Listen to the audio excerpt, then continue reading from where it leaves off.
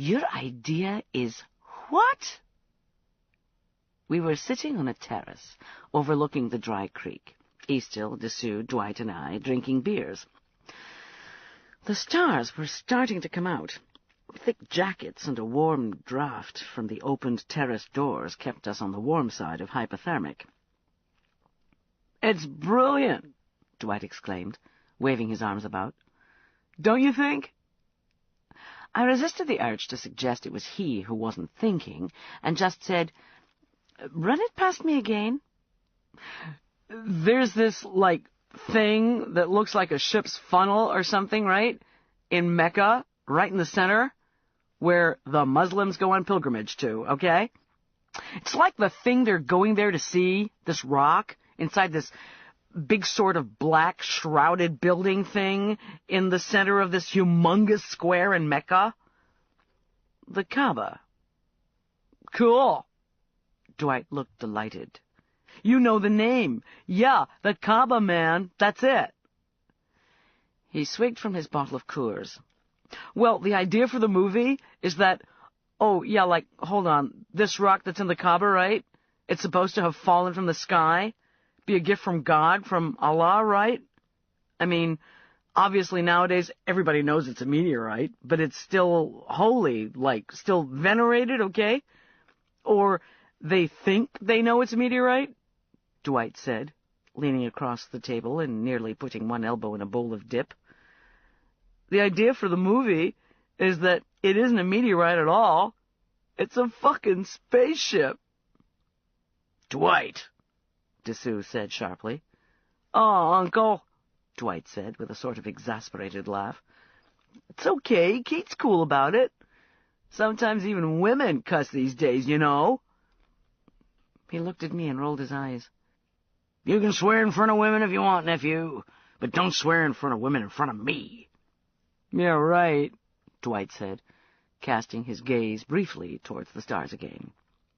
"Anyway," he said, and with gratuitous emphasis went on, "the idea is that the rock inside the Kaaba isn't a rock. It's a lifeboat. It's an escape pod from an alien spacecraft that blew up above Earth 1,500 years ago. The lifeboat half burned up in the atmosphere, so that's why it looks like a rock. Or maybe it's designed to look like a rock, right? So nobody tries to look inside it. I mean, maybe all this happened in some sort of, war, okay? So it had to be disguised, right? Anyway, it crashed to the ground in Arabia and got taken for this incredibly holy, thing. And, maybe it did something, you know? Maybe that's why it was venerated and stuff, because it did something that rocks don't usually do, that even meteorites don't usually do, like float above the ground or dig itself out of the sand or something, or zap somebody who was trying to cut into it, whatever. But it gets taken to Mecca, and everybody comes to worship it and stuff, but..." He chugged some more frothy beer. "But being a lifeboat, it sent out a distress signal, right?" He laughed, obviously greatly taken with his own freewheeling inventiveness. "And it's, taken all this time until now for the distress signal to get back to aliens and them to get here? But as our story begins, I mean, we might have had some sort of pre-title stuff featuring the firefight between the spaceships and the lifeboat streaking down through the atmosphere, watched by shepherds tending their flocks by night, or whatever. Anyway, as our story begins properly, the mothership's, here. And there's these alien guys inside the escape pod, and they're just starting to wake up." He sat back, eyes wide with enthusiasm. He spread his arms. "What do you think? I mean, that's just the start, but what do you think of it so far?" I stared at Dwight. Jebet-E Dessous seemed to be gauging the width of his forehead with his hand. Eastil was blowing across the neck of his beer bottle, producing a low, breathy note. I cleared my throat. "Do you have any more of the story?" "Nah." Dwight waved one hand. "They have scriptwriters for that sort of stuff. It's the concept that matters. What do you think, huh? Be honest." I looked at his eager, smiling face for a few moments, and then said, You want to make a movie in which the holiest shrine of what is arguably the world's most militant and fundamentalist religion turns out to be an alien artifact, Dwight said, nodding. I mean, Uncle Jeb's concerned that people might be upset by it, but I'm telling you, Kate, this is a great idea. I know people in Hollywood who'd kill to produce this movie. I watched Dwight carefully at this point for any sign of irony or even humor. Not a sausage.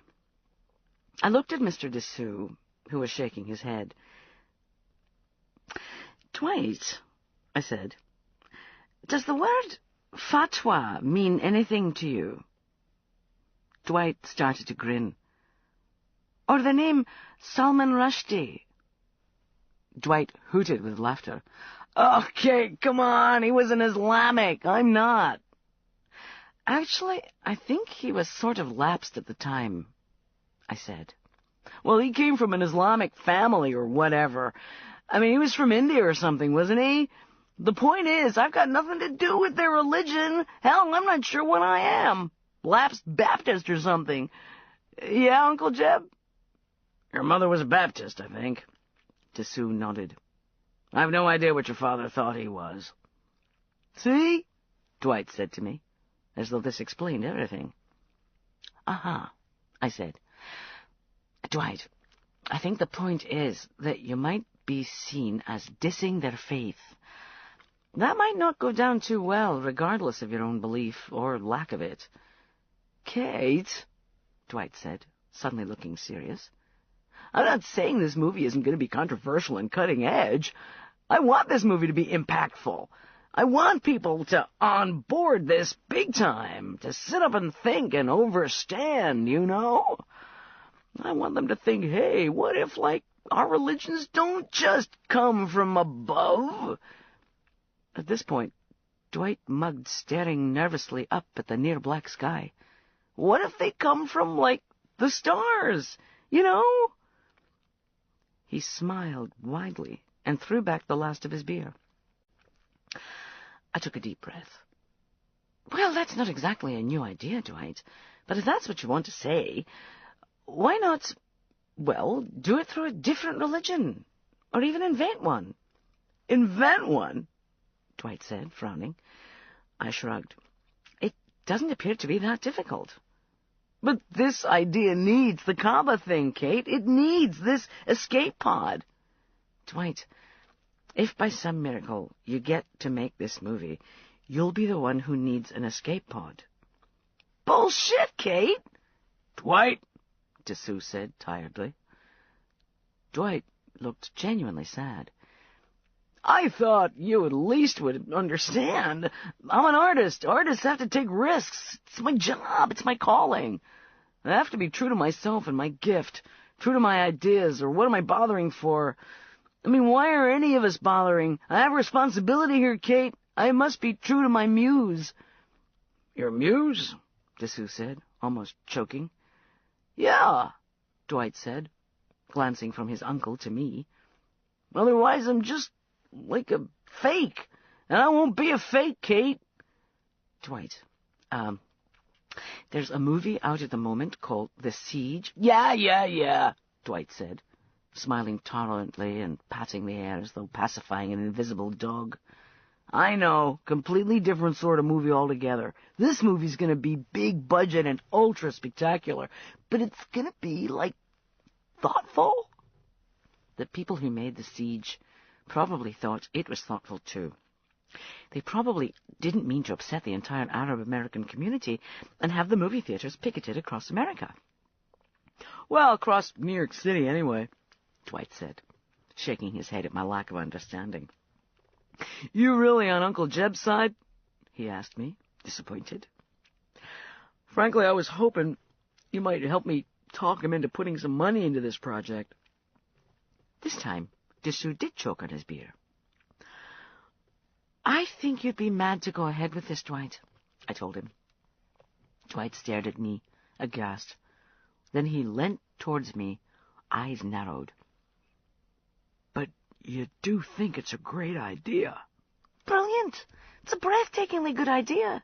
But if you really want to put it to good use, find somebody in the movie industry you hate and would like to see ruined or dead, and suggest the idea to them in a way that would let them claim it as their own. And watch them pick up the Academy Award. Dwight laughed at my naivete. I think not. Dessous and I exchanged looks. Dinner, an hour later, was in Jebet-e Dessous' own home, an Italianate villa overlooking a broad lake on the outskirts of the deserted town, which was just what it appeared to be. Premier Nebraska had been a declining township on the fringe of Dessous' ranch for years, before he'd taken over the spread on its other side. He'd bought the place up, lot by lot, and gradually moved people out until he'd created his own ghost town. The main reason he'd done this, he explained, while showing me round the villa before dinner, was so that he had the sort of room a man needs when he's using heavy ordnance. Jebet-e Dessous was into weaponry the way Uncle Freddy was into cars. Handguns, rifles, automatics, mortars, heavy machine guns, tanks, rocket launchers. He had everything, including a helicopter gunship stored out at the airfield where I'd landed, and a motor torpedo boat, which he kept in a large boathouse on the lakeside. Most of the heavier stuff, like the tanks, housed in a warehouse in the town, was old. Second World War vintage, or not much later. He grumbled about the government's reluctance to sell tax-paying citizens main battle tanks and anti-aircraft missiles. Dwight and I followed him round the stables attached to the main villa. This was where Dessous kept his collection of howitzers and field pieces, some dating back to the Civil War. "See this?" He patted what looked like a load of long, open pipes mounted on a trailer. "Stalin's organ pipes, they used to call these. The Wehrmacht was terrified of them. So were the Red Army. Used to fall short too often. You can't get the rockets anymore, but I'm having a bunch of them made." He slapped one of the dark green metal tubes with his giant hand again. "Make a hell of a noise, apparently. Looking forward to letting these suckers off, let me tell you." "What's the biggest missile you've got, Jeb?" I asked, as innocently as I could, thinking of the scuds he was supposed to have bought. He grinned. He was dressed in a white tuxedo now. Dwight had thrown on a jacket, too. But Dessous still looked like a bucolic farmer, dressed up and in town for a dance. "Aha," was all he would say. He winked. "God damn it, Tellman, I thought you of all people would agree with that." So I was Tellman now. I had kind of thought that when Mr. Dessous had said he'd call me Miss Tellman until he knew me better, he meant that in the fullness of time he might get round to calling me Catherine or Kate. Apparently not. Or maybe that would come later. The point at issue was how easy it was to bootstrap yourself out of poverty. "Why, Jeb?" "Because you came up out of the slums, didn't you?" "Well, if not slums, certainly a degree of deprivation." "But you did it. That's my point. You're here."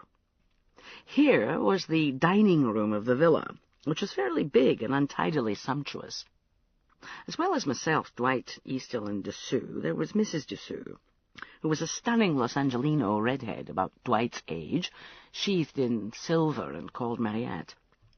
There were a dozen other people on Dessous' immediate staff, and a similar number of technicians and engineers, to whom I'd been introduced en masse.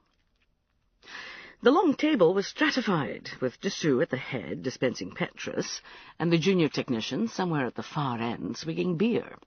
The food had been Mexican, served by small and wondrously deft and inconspicuous Mexican men.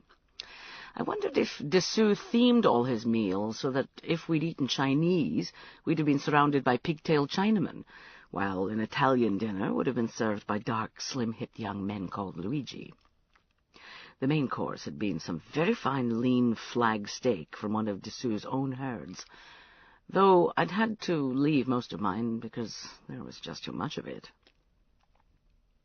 "I was extraordinarily lucky, Jeb," I said. "Mrs. Tellman's car blew a tire near where I was playing with my pals. If it hadn't been for that piece of luck, I'd probably still be in the west of Scotland. I'm 38. By now, I'd have had 3 or 4 kids knocked out of me. I'd weigh another 20 or 30 pounds. I'd look 10 years older. I'd smoke 40 a day and eat too much chocolate and deep-fried food. If I was lucky, I'd have a man who didn't hit me and kids who weren't doing drugs. Maybe I'd have a few high school qualifications. Maybe not. There's an outside chance I'd have gone to university, in which case it might all have been different. I might be a teacher or a social worker or a civil servant, all of which would be socially useful, but wouldn't let me live the sort of life I've come to appreciate. But it's all based on luck. No, you don't know. You're just making assumptions, Dessous insisted. That's the Brit in you coming out there. This self-deprecating stuff. I knew Liz Tillman. She told me when she found you, you were selling candy at 50% markup. You trying to tell me you wouldn't have learned something from that? Perhaps I'd have learned how easy it was to rip people off and decided never to do it again. Maybe I'd have ended up working in a citizens' advice bureau, or... This is perversity, Tillman. The obvious lesson to draw is how easy it is to make money, how easy it is to use initiative and enterprise to pull yourself out of the environment you find yourself in. You'd have done it anyway, with or without Liz Tillman. And that's precisely my point, damn it. The people who deserve to will get out of their deprivation. They'll rise above any goddamn social disadvantagement, whether it's in Scotland, Honduras, Los Angeles, or anywhere else. But it's not the people who deserve to, I said. How can you condemn the vast majority who don't get out of the slums, or the schemes, or the barrios, or the projects? Aren't they going to be the ones who put family, friends, and neighbours first? The ones who support each other?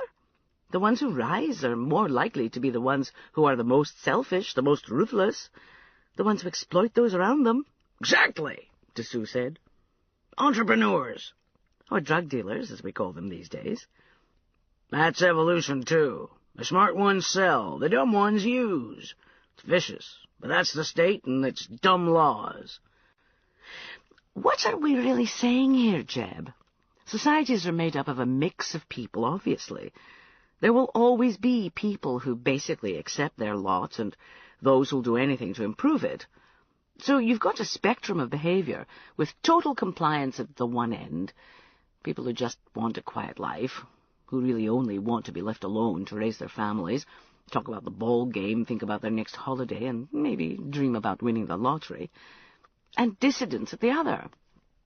Within the dissidents, some people will still identify strongly with their friends and family, and struggle to improve the lives of all of them. Some will only be out for themselves, and they'll do anything to achieve material success, including lying, stealing, and killing. What I'm questioning is, who amongst this lot could be termed better than the others? Basically what you're saying is, the scum rises, and I'm saying the cream rises. Now you tell me who's got the more optimistic vision here, and who's being defeatist. Me and you, Mr. Dessous. In that order. Dessous sat back. You're going to have to explain that to me, Tillman. Well, scum and cream both rise, I guess, depending on the context. Actually, I don't think either analogy is particularly helpful. The comparison you choose to make shows which way you've already decided. However, what I'm saying is more optimistic, because it supposes a way forward for everybody in a society, not just its most viciously competitive percentile. You're being defeatist because you're just giving up on 9 people out of 10 in a poor society and saying there's no helping them, and that the only way they can help themselves is individually, by climbing out on top of those around them. That's evolution, Tillman. People get hurt, people strive, people succeed. Some strive and don't make it, and some succeed without striving, but they're the exceptions. And if you don't at least make the attempt, then you don't deserve to succeed. You've got to have struggle. You got to have competition. You got to have winners and losers. You can't just even everybody out. That's what the communists thought you could do, and look what happened to them. You can have fairness. Dessous roared with laughter. Tillman, I can't believe I'm having to tell you this, but life isn't fair. No, the world isn't fair. The universe isn't fair. Physics, chemistry, and mathematics, they aren't fair. Or unfair, for that matter. Fairness is an idea, and only conscious creatures have ideas. That's us. We have ideas about right and wrong. We invent the idea of justice so that we can judge whether something is good or bad. We develop morality. We create rules to live by and call them laws, all to make life more fair. Of course, it depends exactly who draws up the laws, who those laws are most fair to, but selfishness is what drives people on, Tillman, not fairness. And you accuse me of being pessimistic, Jeb. I said it with a smile. I'm being realistic. I think, I said, that a lot of successful people are actually less hard-hearted than they like to think. They know in their hearts that people suffer terribly in poor societies through no fault of their own. The successful people don't want to admit that to themselves. They don't want to accept that really they're just the same as those poor people, and they certainly don't want to face the horror of even suspecting that if they had been born into those societies, they might have been stuck there and suffered and died, young and unknown after a miserable life, any more than they want to face the alternative of knowing that they could only have got out by being more competitively brutal than everybody else around them. So, to save their consciences, they decide that the people in the slums are there because they somehow deserve to be, and if they just tried hard enough, they could get out. It's nonsense, but it makes psychological sense, and it makes them feel better. You accusing me of self-deception, Tillman? Dessous said, looking surprised but not angry. I hoped I was getting the correct impression here, that he was enjoying all this. I don't know, Jeb. I'm still not sure what you really think. Maybe you secretly agree with me, but you just like an argument. Dessous laughed. He slapped the table and looked round the others. A few of the people nearest us had been following the argument. Down in their own relatively impoverished area, at the end of the table where the beer was, nobody was taking a blind bit of notice. Too busy having a good time. In the lounge after dinner, fueled by fine wine and brandy, Dessous talked with some of the technicians who'd been at the other end of the table. He came back to where I was sitting with Dwight and Eastill, rubbing his hands and positively glowing. "Mechanism's ready," he announced. "Screens up, ready for some target practice?" "Betcha," Eastill said, and knocked back his drink. "I've got to see this," Dwight agreed. "Kate, you ought to come." "Ought I?" "Yee-haw!" said Dessous, turning and marching off. "Yee-haw?" I said to Dwight, who just shrugged. About a dozen of us drove to the drive-in movie theatre in 3 sport utes. The sky was clear, and Dessous, shucking off his DJ and pulling on a quilted jacket, ordered the other 2 drivers to leave their lights off. He drove in front, tearing along the road to town, using only the moonlight and starlight, startling jackrabbits and discussing over the radio which way the wind was blowing. We pulled up by the dark bulk of the projection building. While Dessous was cursing everybody for forgetting to bring a flashlight, I pulled one out from my pocket and clicked it on. "Well done, Tillman," Dessous said. "You always so well prepared." "Well, I usually carry a torch." Dessous smiled. "I've got friends who'd tell you that ain't a torch, Tillman. It's a flashlight. A torch is what you burn niggers with." "Would they? And are they really racist scumbags, or do they just enjoy trying to shock people?" Dessous laughed and unlocked the door. The lights flickered on in the projection building, bright after the blacked-out journey in the 4-wheel drives. People flicked more switches, starting fans and heaters, and powering up the 2 big 35mm projectors, which were aimed out through small windows at the distant screen, which was now in place. I didn't notice anything odd at first. The place was all very techy, in an old-fashioned sort of way, with exposed cables and ductwork and racks of film canisters against the walls, and whole boards of clunky-looking industrial switches and fuses the size of your hand. At each of the 2 big projectors, 2 guys were loading film into the complicated pathways of rollers and guides. Then I saw what stood in between the projectors. I stared. "What the "More like a 20mm cannon, Tillman," Dessous said proudly. "Single mount, isn't it a beauty?" Dwight, standing on my other side and holding a half-full glass of wine, just chuckled. Where a third projector might have stood, there was indeed a very heavy machine gun. It stood on a fluted mount bolted to the concrete floor. It had 2 padded brackets at the rear, where it looked like you were supposed to rest your shoulders, and a big, almost circular drum of ammunition on the top. Its charcoal-colored metal gleamed in the overhead lights. The long barrel disappeared out of a small window into the night, facing the huge screen in the distance. The right-hand projector whined up to speed. Somebody handed out bottles of beer. Somebody else dispensed ear protectors. The first reel was a Second World War dogfight.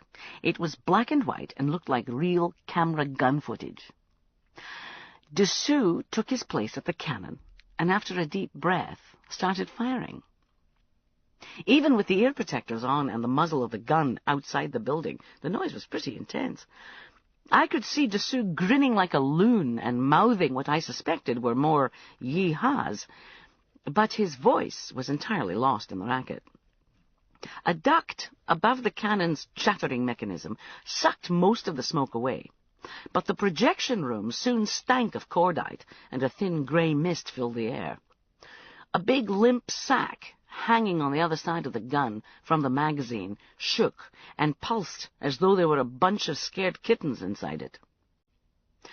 People were crowded round the remaining small windows facing out to the screen. I squeezed in beside Dwight, who put his arm round my waist. He bent his head to mine and shouted, "Is this fucking crazy or what?"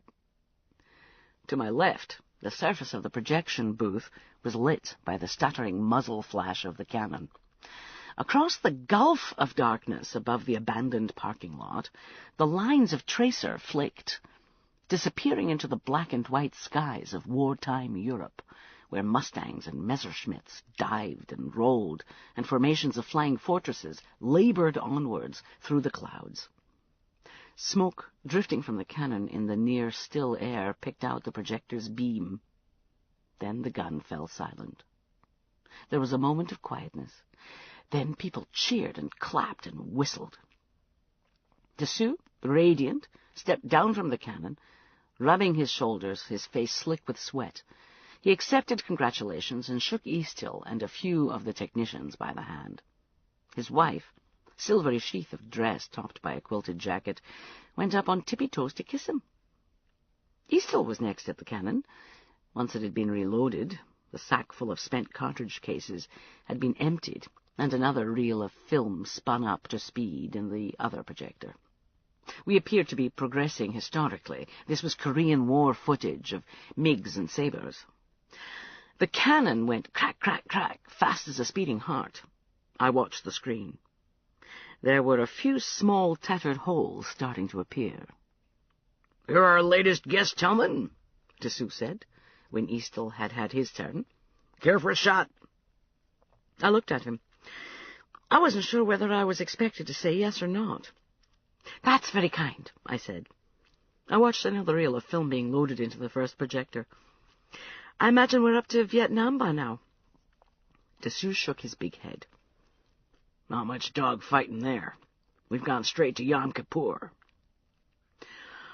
I had a very brief lesson in how to shoot the gun. This basically consisted of hold on, don't close your eyes, and press this trigger here hard.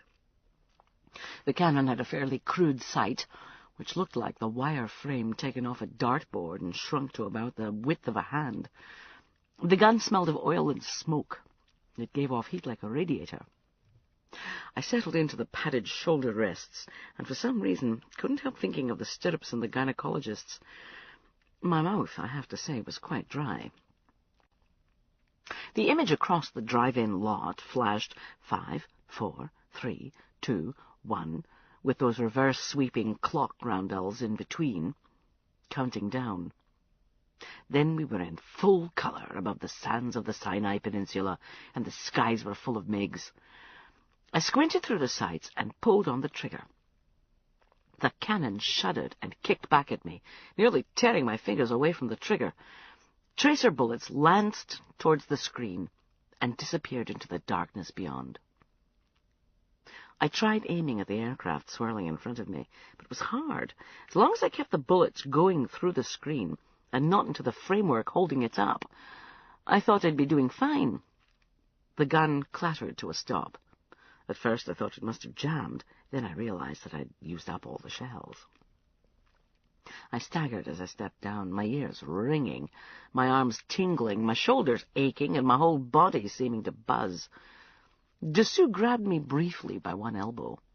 "Whoa, you all right there, Tillman?" "I'm fine," I laughed.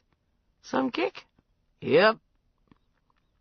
The screen was starting to look a little frayed in the center when we had our finale. Another 3 people had taken turns at the gun. Both Dwight and Mrs. Dessous had declined. Dessous took his place again. The projector powered up, and before the gun started firing, I could hear a mixture of cheers and boos from the people clustered round the windows. The unmistakable image of Saddam Hussein's face appeared on the screen, monolithically lugubrious, fixed and still.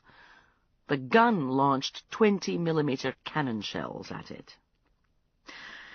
The rest of the short reel was Hussein in various settings, sitting talking to his military commanders, walking past crowds of cheering people, inspecting troops, and so on.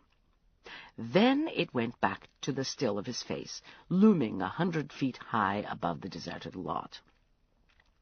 Dessous fired into the eyes until the silvery material of the screen there started to fall away and flap and tumble, dark silver, towards the ground. Holes appeared in the vast nose, the deep brush of moustache, and across the broad expanse of forehead. Finally, peppering the line between dress shirt and Adam's apple, Dessous must have hit some part of the framework around the screen's lower edge, because sparks burst out, and 2 of the tracer rounds suddenly ricocheted upwards into the night in a bright red V. The cannon fell silent again, as flames started to lick up around the giant face still displayed on the screen, while flaps and scraps of screen folded and fell, or were caught in updrafts and floated skywards. More cheering and whooping and laughter. Dessous looked like a child locked in a candy store. He nodded and wiped his brow, and took a lot of pats on the back and handshakes, and just appeared utterly pleased with himself. Across the lot, flames licked up round the huge, frayed, unsteady image. Back in the villa, long past midnight, we sat in Dessous' den, just the man himself and I. The walls were covered in swords, handguns, and rifles, all polished and gleaming and resting in little chrome cradles. The place smelled of gun oil and cigar smoke. Dessous drew on his cigar, levered himself back in his giant leather seat with a creak, and thumped his shoes onto his broad desk. "You ever think of yourself as a socialist, Tillman? You sure sound like one." "Briefly at university." "Do I really?" I tried the cup of coffee, which was all I'd felt like. Still too hot. "Yep. You know how much you're worth?" "Roughly." "Guess you can afford to be a socialist." "I guess I can." Dessous rolled the fat cigar around his mouth a couple of times, not taking his eyes off me. "You believe in communities, don't you, Tillman?" "I suppose so. We're all part of communities. All part of society, yes." "Are we your community?" "The business?" I asked. He nodded. "Yes." "You're committed to us?" "I think I've shown that over the years." "Just because of Mrs. Tillman?" "Not just. That's the sentimental reason, if you like. I have others." "Such as?" "I admire what the business stands for. It's—" "What do you think it stands for?" he said quickly. I took a deep breath. "Reason," I said. "Rationality, progress, respect for science, belief in technology, belief in people, in their intelligence in the end, rather than faith in a god or a messiah or a monarch or a flag." Right, okay. Sorry, Tillman, I interrupted you there. You were saying? I admire its success, its longevity. I'm proud to be part of that. Even though we're vicious capitalist oppressors? I laughed. Well, we're capitalists, sure, but I wouldn't put it any stronger than that. There's a lot of the youngsters, level 6 through 4, who'd think what you were saying earlier about initiative and drive and success and so on was something close to heresy, something close to treason. But we aren't a religion or a state. Yet. So it can't be either, can it? Dessous studied the end of his cigar. How proud are you to be part of the business, Tillman? I'm proud. I don't know of any internationally accepted scientific unit of measurement of pride. You put our collective good above your own interests? I tried my coffee again. Still too hot. Are you asking me to surrender some of my stock options, Jeb? He chuckled. Nope, I'm just trying to find out what the business means to you. It's a collection of people. Some I like, some I don't. As an institution, like I said, I'm proud to be a part of it. Would you do anything for it? Of course not, would you? No. So I guess we're all in it for ourselves, aren't we? Yes, but we rely on the support and cooperation of everybody else to help us achieve our individual goals. That's what communities are all about, don't you think? So what wouldn't you do for the business? Oh, you know, the usual stuff. Murder, torture, maiming, that sort of thing. Dessous nodded. I guess that kind of goes without saying. What about this idea of self-sacrifice? What would you sacrifice something of your own for, if not for the business? I don't know. Other people, maybe. It all depends on the circumstances. Dessous grimaced and stared at the ceiling, looking suddenly bored with the whole conversation. Yeah, I guess it always does, doesn't it? I woke up, very dark. Where the hell was I? The air outside the bed was chilly. The bed itself felt unfamiliar. I heard a chinking noise, like something hitting a window. I sniffed the air, suddenly afraid.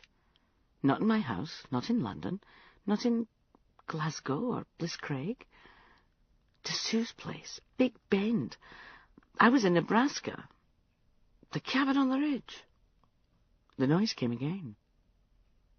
I felt for the light switch and touched the little Nituke monkey. The light was very bright. I stared at the curtains over the windows. I felt groggy, and my head hurt. Not badly, but enough to let me know I'd drunk too much. The noise at the window came again.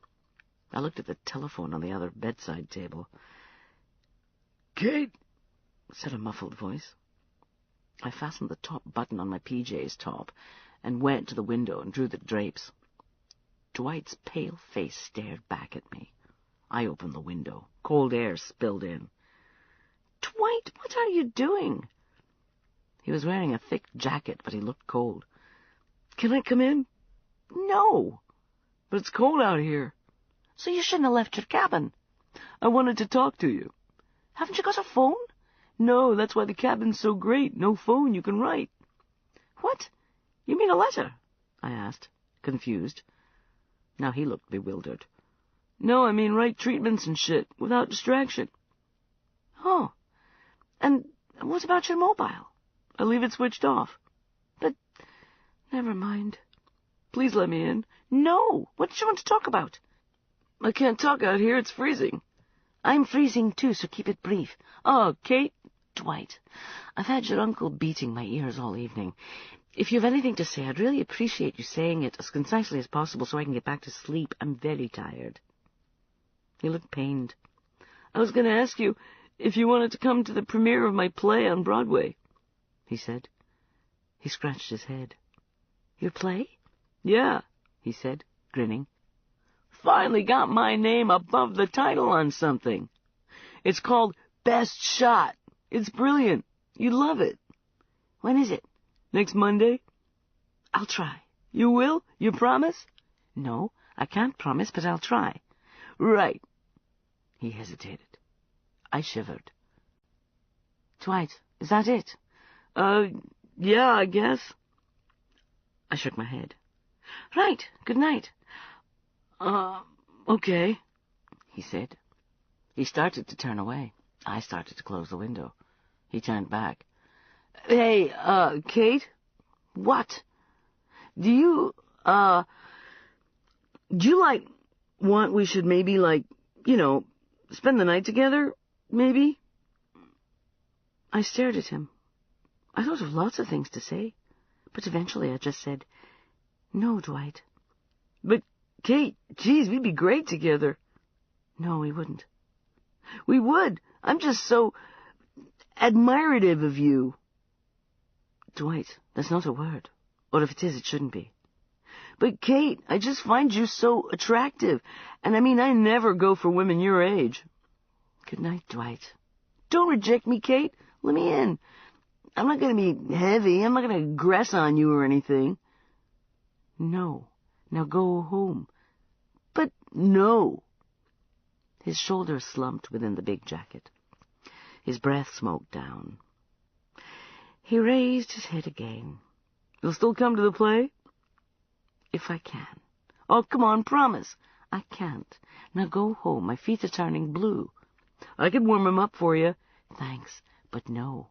"But you will try and come?" "Yes." "You're not just saying that to get rid of me?" "No." "As my guest? As my date?" "Only if you can't find somebody your own age. Now, good night." "Excellent." He turned to go, switching on a flashlight. I started to close the window. He turned back again. "You really think my idea about the escape pod inside the Kaaba is that bad?" "Not bad, just potentially fatal." He shook his head as he turned away into the night. "Shit." My feet really were cold. So were my hands. I drew 6 inches of warm water in the bath and sat on the rim with my PJ cuffs rolled up, soaking my feet and hands to bring some blood back into them. I dried them and returned to bed and slept like a very tired log.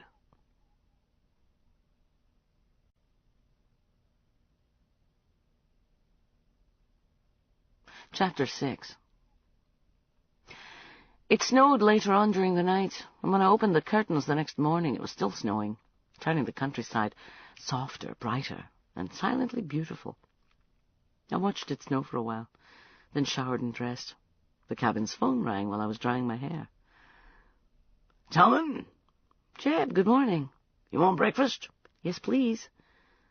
"Okay, dishing up in 20 minutes. "This at your place, yes?" "Yep, the villa." "Right. How will I get there?" "Should be a truck in the garage." Ah. There was. A big Chevy Blazer. I climbed in. It fired first time and rolled out into the snow. The garage door swung down automatically behind me. There was satellite navigation, CB radio, and a phone, but I vaguely remembered the way and only took a couple of wrong turnings. We were still in a Mexican groove, food-wise. I sat in the big bustling kitchen of the villa with everybody else and tucked into my huevos rancheros, while Dwight, sitting next to me, boasted loudly about all the famous people he'd met in Hollywood, enthused about his Broadway play, and just generally acted like somebody shooting for most favored nephew status. "You ski, Tillman?" Dessous shouted from the head of the table. "A little," I said. "Heading for the slopes in about an hour if the weather clears like it's meant to. Like you to come." "Happy to," I said, feeling myself slipping into the way of Dessous' clipped syntax. "Mind if I tag along?" Dwight asked with a grin. "Wouldn't want to cut into your muse time there, nephew." "That's all right. I could use a break."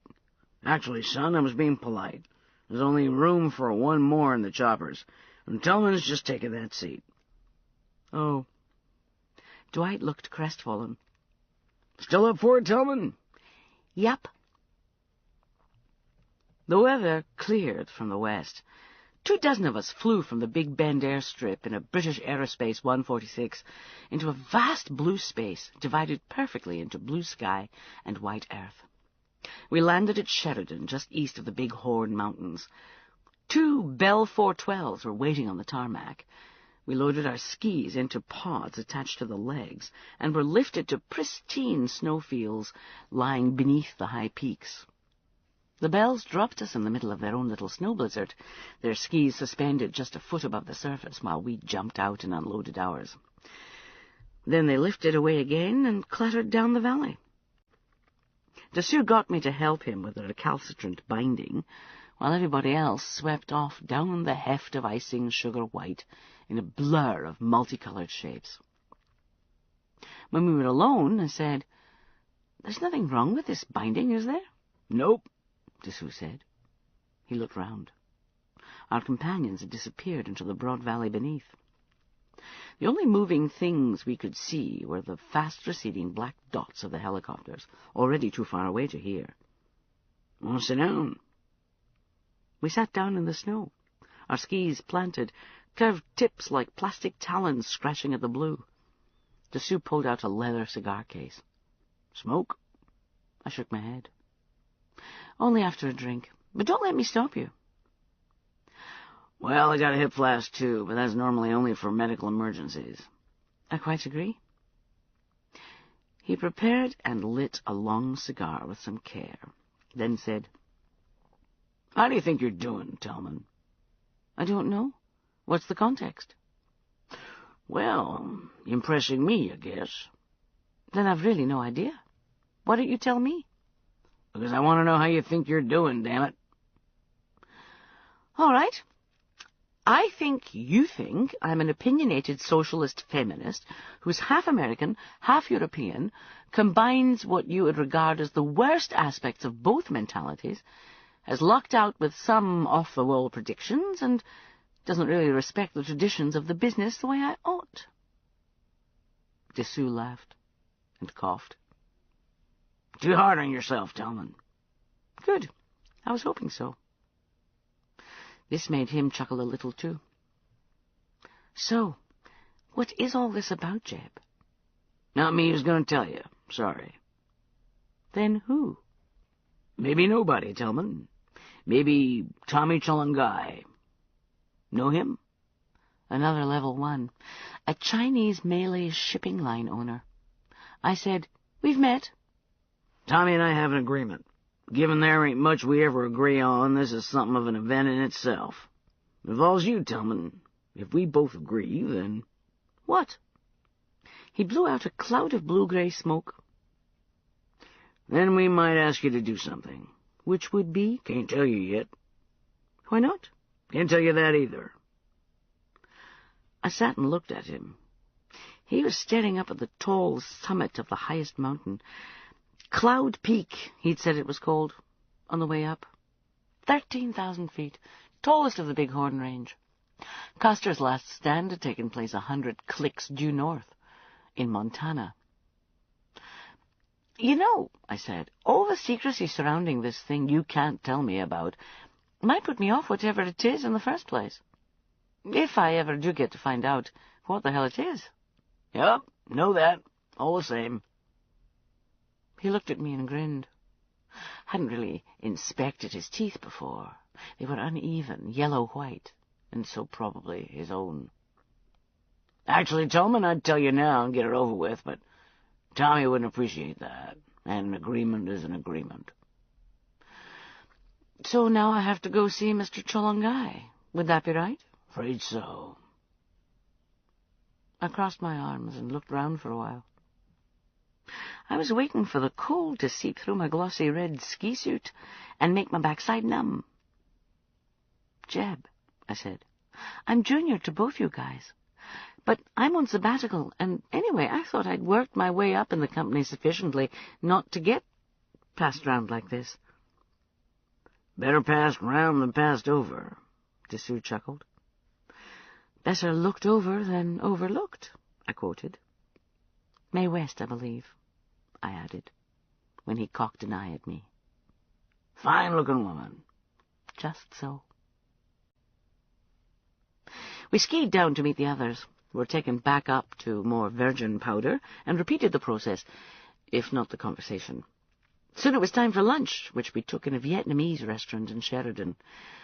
Dessous regaled us with his plans to develop the drive-in movie theatre/shooting gallery, which meant having a whole sequence of stacked screens ready to be dropped into place, or even a sort of roller system like a giant scroll. Once you'd shot the blue blazes out of the one bit, you'd just haul it up or drop it down until you had a fresh area.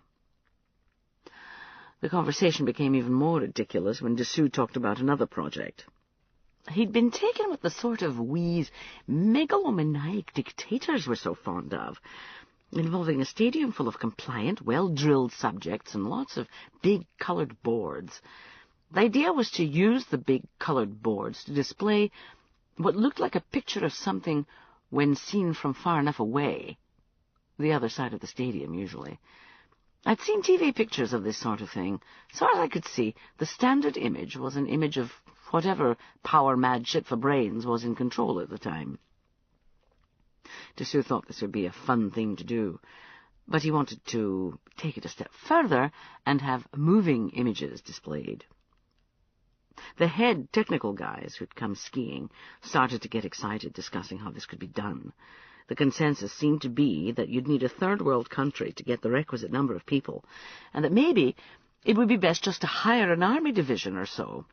Big cubes of expanded polystyrene with 6 different colours or hues on them, just big enough to twirl around without interfering with the neighbours, would give you some degree of flexibility, though it'd be hard to get any control of saturation unless you could light them from inside, which would make them kind of heavy. The control system would be a bitch. You'd have to treat every goddamn person as a single pixel, and they'd never be able to memorize more than a few changes.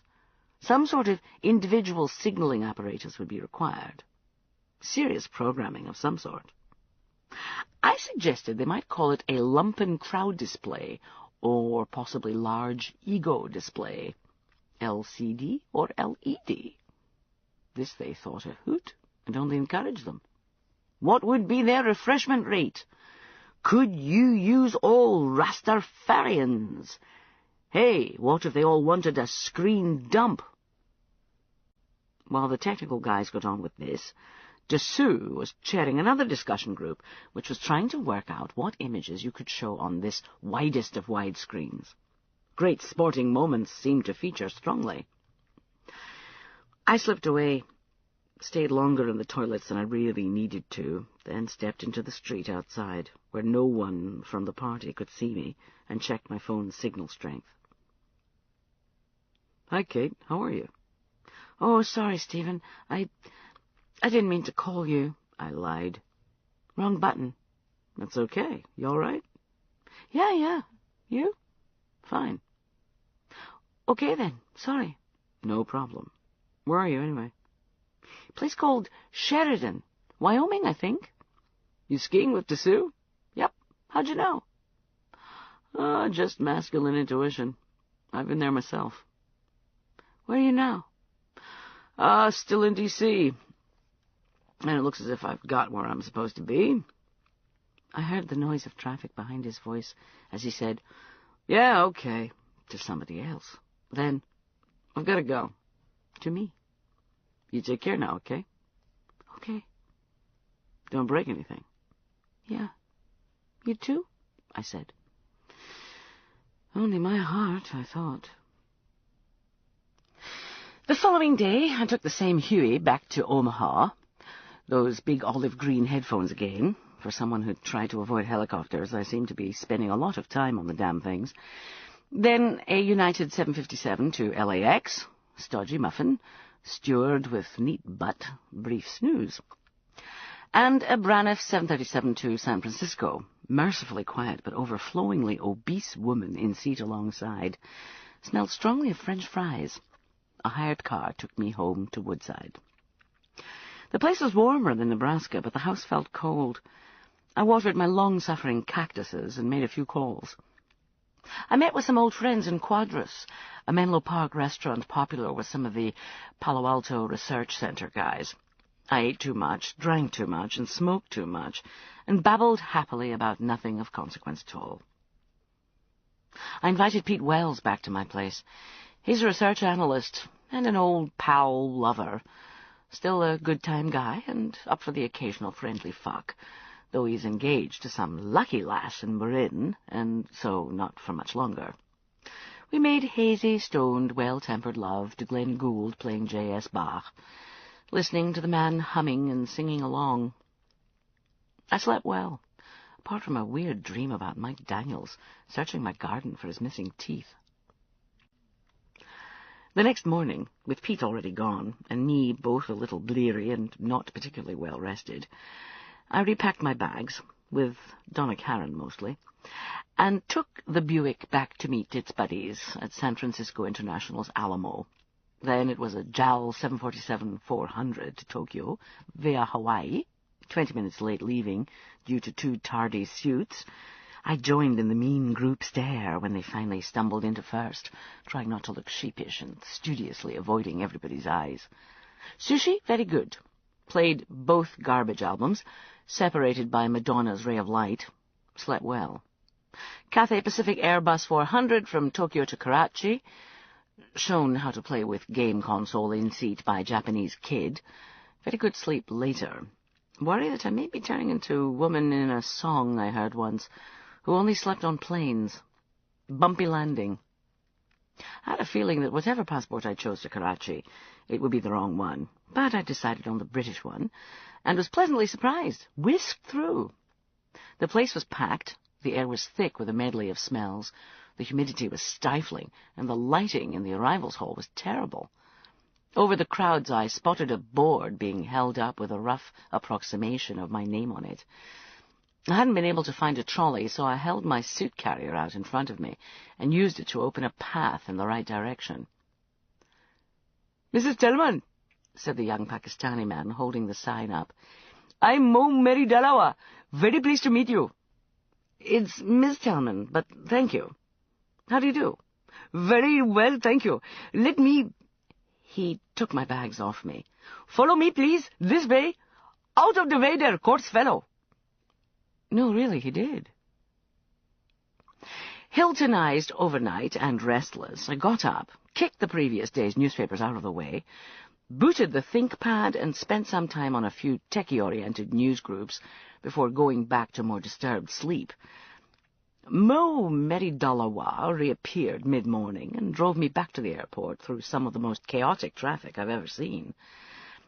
It had been just as bad the evening before, but I had assumed then it was rush hour. There was no such excuse now, and it was even more terrifying in daylight. Unbelievable numbers of bicycles, trucks belching black diesel fumes, garish buses, motorized trikes, and cars driven seemingly at random in any direction as long as it was either directly across our path or on a collision course. Mo Meridalawa waved his hands about and chattered ceaselessly about his family, cricket, and the incompetence of his fellow road users. Karachi Airport was almost a relief. Yet another helicopter, one of those ancient tall Sikorskis with the engine and the bulbous nose and the flight deck up a ladder. The cabin was actually quite comfortably kitted out, but it all looked worryingly old-fashioned and well-worn. Mo Meridalawa waved goodbye from the tarmac with a white handkerchief, as though he for one never expected to see me again. We chopped out over the city, across dense green mangrove swamps, along the coast, and then across the lines of surf and out over the Arabian Sea. The Lorenzo Uffizi had been a cruise ship for nearly 30 years.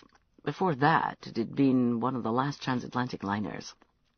Now it was out of date. Its powerful but old engines were hopelessly inefficient, and the vessel as a whole was just too old to refit again economically.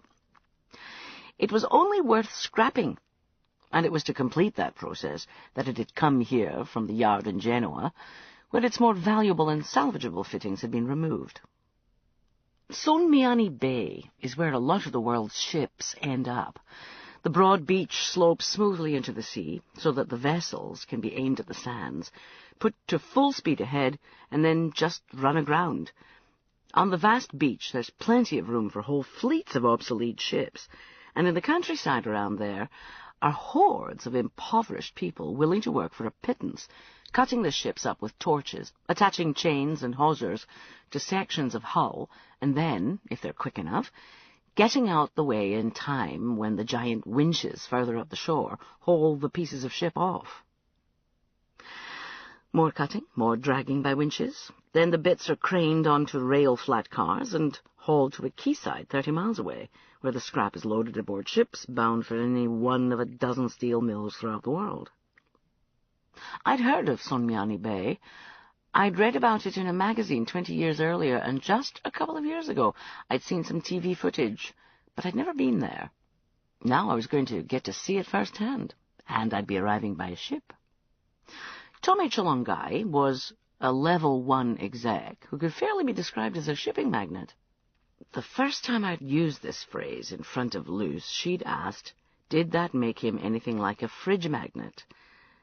Normally I'd have said something, but as I recall, I'd just asked her if she was still looking for Mr. Cannon, and so my lips were tied. Today, I'd been told, Mr. Cholongai was going to fulfill a lifelong ambition by being at the controls when the Lorenzo Uffizi hit the beach at full speed. The Lorenzo Uffizi was still an impressive sight. It was about 50 clicks offshore, lying still in the water a few hundred meters from the comparatively toy-like shape of Mr. Cholongai's own motor yacht. We circled the liner, level with its 2 tall funnels. The ship was creamy white, streaked here and there with rust. The funnels were blue and red, and the stern funnel was the source of a thin streamer of grey smoke. Windows glittered with reflected sunlight. Empty lifeboat derricks stood like lampposts along the boat deck. There was just one lifeboat left on each side, up near the bridge, and its 2 drained swimming pools gaped pale blue beneath the dazzling cloudless sky. Ballardesque. The Sikorsky landed on the broad curve of a stern tier still marked out for deck games. One of Cholongai's assistants, a small Thai called Pran, whom I vaguely knew from a company conference a few years earlier, slid the helicopter's door open for me and mouthed a welcome over the scream of the engine. "I have wanted to do this for years," Tommy Cholongai said. "Captain, with your permission?" "Certainly, Mr. Cholongai." Cholongai took hold of the brass handle and, with a big grin on his face, moved the bridge telegraph indicator all the way down to the full ahead position. The telegraph made the appropriate ringing, chiming noises. He brought it back to all stop to the sound of more bells, and then set it back to full ahead again, and left it there. The rest of us, including the Lorenzo Uffizi's captain and first officer, and the local pilot as well as Cholongai's personal staff, looked on. A couple of Cholongai's PAs started clapping enthusiastically, but he smiled modestly and waved them to be silent. Beneath our feet, the ship began to shudder as the engine spun up to speed. Mr. Cholongai stepped to the ship's wheel, followed by the rest of us. The wheel was a good meter across, each handle tipped with brass.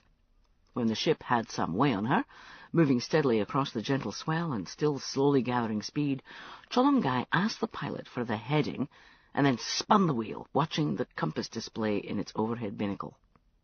The ship's course curved gradually, her bows turning to face the sands of Sonmiani Bay, still out of sight over the horizon. At nearly 30 knots, our arrival ought to coincide with high tide. Satisfied that we were pointing in the right direction, with approving nods from our captain and pilot, Mr. Cholongai relinquished control of the wheel to a small, smiling Chinese seaman who didn't look remotely big enough to handle it. "You take good care now," Mr. Cholongai said to the seaman, patting him on the back and grinning broadly. The little Chinese guy nodded enthusiastically. "I'll be back in an hour, yes?" More nodding and smiling. He turned, scanning the faces gathered round him, until he saw me. "Miss Tellman," he said, and indicated the way off the bridge. We sat on the sun deck just beneath the windows of the bridge, shielded from the ship's self-made wind by tall sloped panes of glass, all streaked by dried salt and spattered here and there by bird shit. Above us, a parasol provided shade, its edges rippling in the breeze. The 2 of us sat on cheap plastic seats around a white plastic table. A white-coated Malay steward delivered iced coffee. The air felt thick and hot, and the faint breeze curling over the glass barrier didn't seem cooling at all. I'd dressed in a light shot-silk suit, the coolest outfit I had with me, but I could feel sweat trickling down between my shoulder blades. "My friend Jeb tells me you are concerned, Miss Tellman," Cholongai said. He sipped his iced coffee. He was a dense-looking man, of average height and bulky, but smooth-skinned, with spiky grey hair. He'd put on sunglasses when we'd come outside, with so much sunlight and white paintwork round. It was very bright, even within the parasol's shade, and I was glad I'd remembered my own Ray-Bans. I seemed to be, I looked round at the paintwork's glare, getting kept in the dark, Mr. Cholongai. I smiled. I tried the iced coffee. Very cold, very strong. I shivered. The sensation of cold and the white blaze of light suddenly taking me back to the snowfields of Wyoming. He nodded. "This is true. One cannot tell everybody everything." Oh, that was suitably gnomic. "Of course," I said. Cholongai was quiet for a moment. He sipped at his coffee. I resisted the urge to fill the silence. "Your family," he said eventually. "Do you see them very often?" I blinked behind the shades. "I suppose I have two families," I said. "Truly you are blessed," Cholongai said, without any obvious irony. "I'm afraid I don't see either often. I was an only child. My mother was a single parent. She was also an only child, and she died some time ago. I met my father just once. Mrs. Tellman was like a mother to me. More like an aunt, perhaps. I only met her husband once, on the day of the court hearing, when they adopted me." I was not, of course, telling Cholongai anything he couldn't find out from my personnel file. I didn't doubt that some underling had already briefed him on all this. "That is very sad." "Yes, but I've been very lucky." "In your career, do you mean?" "Well, that as well. But I meant that I was loved." "I see. By your mother, you mean?" "Yes." "A mother should love her child." "Of course. But I was still lucky. She made me feel loved, and made me feel special, and she protected me. There were many men in her life, and some of them were violent sometimes. But none of them ever touched me, and she did her best to hide from me what they did to her. So, though we were poor, and things could certainly have been easier, I had a better start in life than some." "Then you met Mrs. Tellman?" I nodded. "Then Mrs. Tellman came along, and that was the single luckiest thing that ever happened to me." "I knew Mrs. Tellman. She was a good woman. It was sad she could have no children of her own." "Do you have a family yourself, Mr. Cholongai?" "One wife, 5 children, 2 grandchildren. 3rd grandchild on way," Mr. Cholongai said, with a big smile. "Then you're blessed." "Indeed." He sipped his iced coffee. There was an expression on what I could see of his face that might have meant the coffee was giving him a toothache. "Might I touch on a personal matter, Miss Tellman?" "I suppose so." He nodded for a while, then said, "You have never thought of having children of your own?" "Of course I've thought of it, Mr. Cholongai." "And you decided not to?" "So far. I'm 38. So I'm not in my prime for childbearing, but I'm fit and healthy, and I reckon I could still change my mind. In fact, I knew I was fertile. I'd gone to a clinic when I was 35, just out of curiosity, and been again a few months ago, and gotten a clean bill of reproductive health both times. Nothing wrong with my eggs or any part of the system, which made not having children my choice rather than an imposition." Cholongai nodded. "Aha. This is awkward, I know, but may I ask, was it simply that the right man did not come along?" I tasted my iced coffee, glad to remain inscrutable behind my glasses. "That depends what you mean." "You will have to explain, please." "It depends on how you define the right man. The right man did come along, as far as I was concerned, from a purely selfish point of view, but he turned out to be married, so not the right man after all." "I see. I am sorry." I shrugged. "One of those things, Mr. Cholongai. I don't cry myself to sleep every night. He nodded. You're not, perhaps, a very selfish person. You give a lot of money to deserving causes, I think. This is the sort of thing you have to live with in the business. That old financial transparency means there's no feeling quietly superior to somebody about things like this. If they have the slightest interest in your private affairs, they'll already know exactly what causes you feel most strongly about, or what system of checks and balances you've put in place to square your conscience with your functional life. Actually, I said, I'm very selfish. I only give to charities so that I can sleep easily at night. In my case, the proportion of my disposable income I find I need to jettison is about 10%, a tithe. More coffee. It's the closest thing I come to religious observance. Cholongai smiled. It is good to give to charity. As you say, all benefit. Some think otherwise. I was thinking of a few mostly U.S.-based execs I'd met who had nothing but contempt for anybody who gave money to any cause, with the possible exception of the National Rifle Association. Perhaps they have their own indulgences. Perhaps. Mr. Cholongai? Please, call me Tommy. All right, Tommy. If I may call you Catherine, I'd be honored. But I'd like to know, Tommy, what all this has to do with anything. He shifted in his seat. He took his sunglasses off briefly, rubbing one knuckle into the corner of one eye. Can we talk in confidence, Catherine? I assumed we already were, but yes, of course. It has to do with Thulan. Thulan? That threw me. Yes, we would like to ask you to change tracks. What? Maybe he'd meant change tack, but it worked either way. How do you mean? In your career? I felt a coldness sweep over me, as though I'd drenched myself in iced coffee. I thought, what have I done? What can they do to me? I collected myself and said, I thought my career was going just fine. It is. That is why it is difficult for us to ask this of you.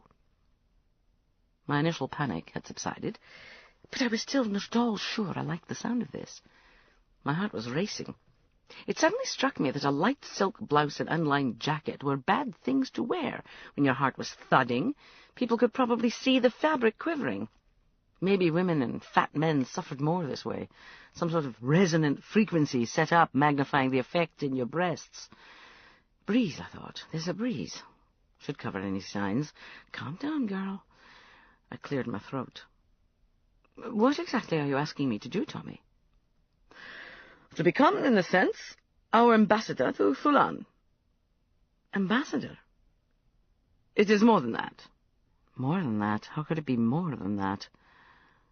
At first, we would ask you to go there to report, to look at the place and try to work out where it might be heading, to spot trends. In other words, social trends, if you like, in the same sort of way that you seem to be able to spot trends in technology at the moment. Do you see the connection? I think so. But why? Because we are entering a unique situation in Thulan. By adopting it as our base, we will be exposing ourselves in a way we have not done before. We will be making ourselves vulnerable in a manner we have not been since the 15th century. This was a Switzerland reference, of course. The late 1400s was when the place became effectively independent, and the business, always attracted to havens of stability, no matter how relative, had started to put down roots there. Cholongai's chronology ignored a dodgy moment in 1798, when the armies of revolutionary France invaded, but never mind. Don't we have people to do that sort of thing? I asked.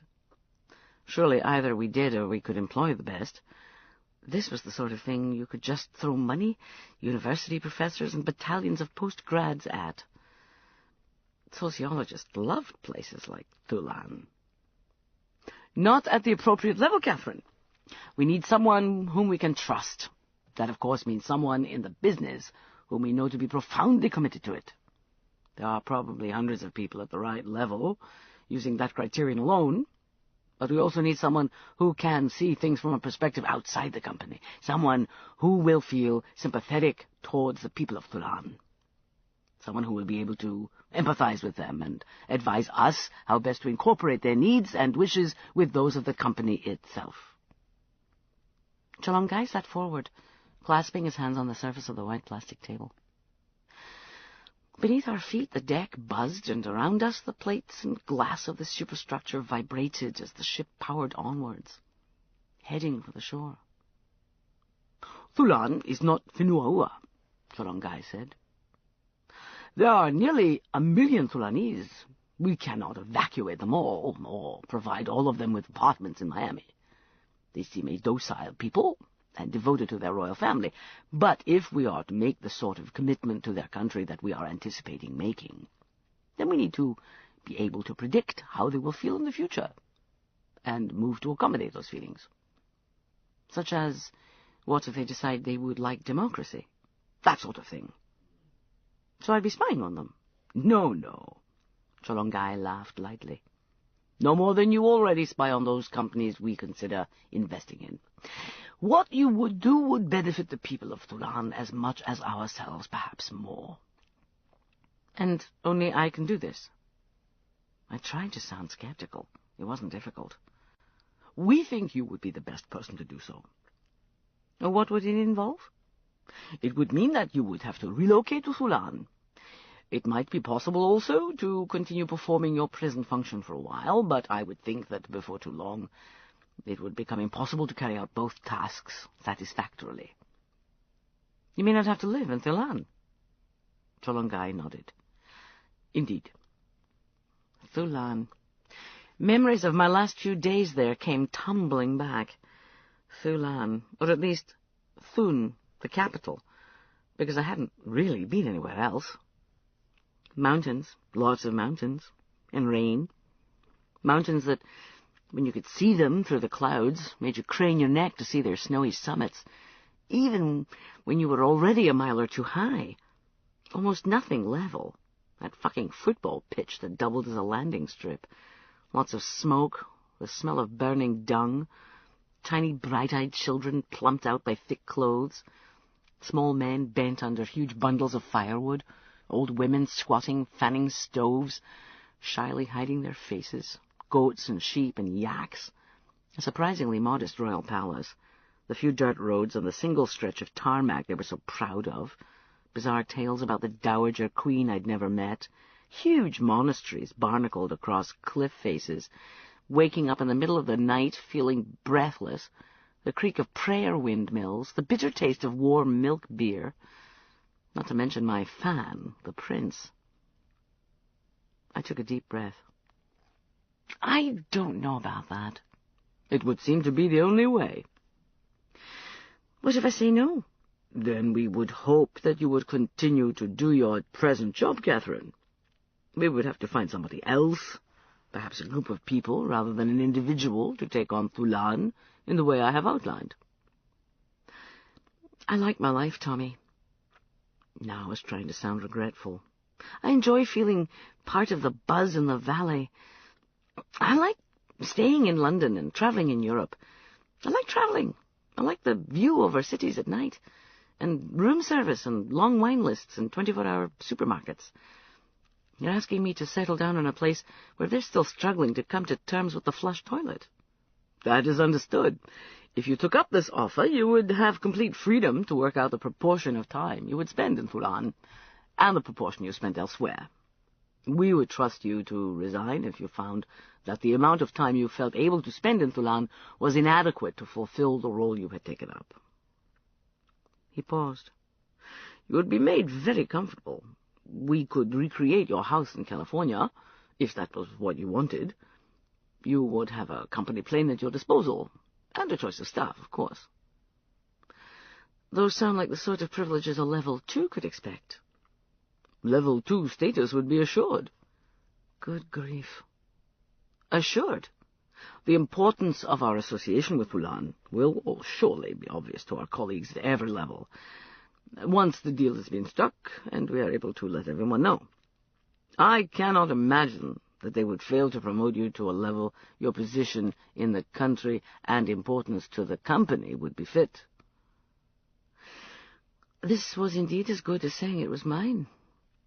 But the deal with the prince isn't done yet. Not quite. Technically, there are still a few details to be ironed out. Would me agreeing to all that you're proposing happen to be one of those details? Cholongai sat back, looking surprised. No. He looked up the not quite vertical slope of white superstructure towards the bridge of the ship. We are not sure if the prince is simply holding out for better terms or whether he is genuinely beginning to have second thoughts. It is vexing. It may be that he is being struck by the enormity of what he is doing. He is ending several hundred years of tradition and taking something away from his own family, after all. Just as well he's childless, then. I was still a bit taken aback by all this. What exactly would be the setup if we do take the place over? How do we make sure it's ours? Cholongai waved one hand. The details are complicated, but it would involve a sort of governing trust of all the level 1s. The prince would remain head of state. And after him? If he has no children, there is a 10-year-old nephew who is next in line. He is in one of our schools in Switzerland. Cholongai smiled. He's making good progress. Bully for him. I tapped my fingers on the plastic table. I was thinking. Whose idea was this, Tommy? What do you mean, Catherine? Whose idea was it to involve me in this way? He sat still for a moment. I do not know. That is, I cannot remember. The suggestion was probably made at a board meeting, but when exactly and by whom, I do not recall. Detailed minutes are not kept. That also is in confidence, by the way. Why does this matter? Just curious. May I ask who knows about this? Cholongai nodded, as though he'd anticipated this question. Level 1 executives. I do not think anybody else does. J.E. Dessous and I have been delegated to take responsibility for the analysis and decision. He looked to one side as the steward approached with a large silver tray, and what at first I thought was a laptop sitting on it. It was a satellite phone. Excuse me, Mr. Cholongai said to me, and lifted the handpiece. Hello, he said, then shifted into either rapid Chinese or Malay, I couldn't tell which. He put the phone down and waved the waiter away. There is someone coming to see you, he told me. There is? Here? Yes, they have something for you. A present. I looked at him for a moment, glad that the Ray-Bans were hiding at least some of my confusion. I see.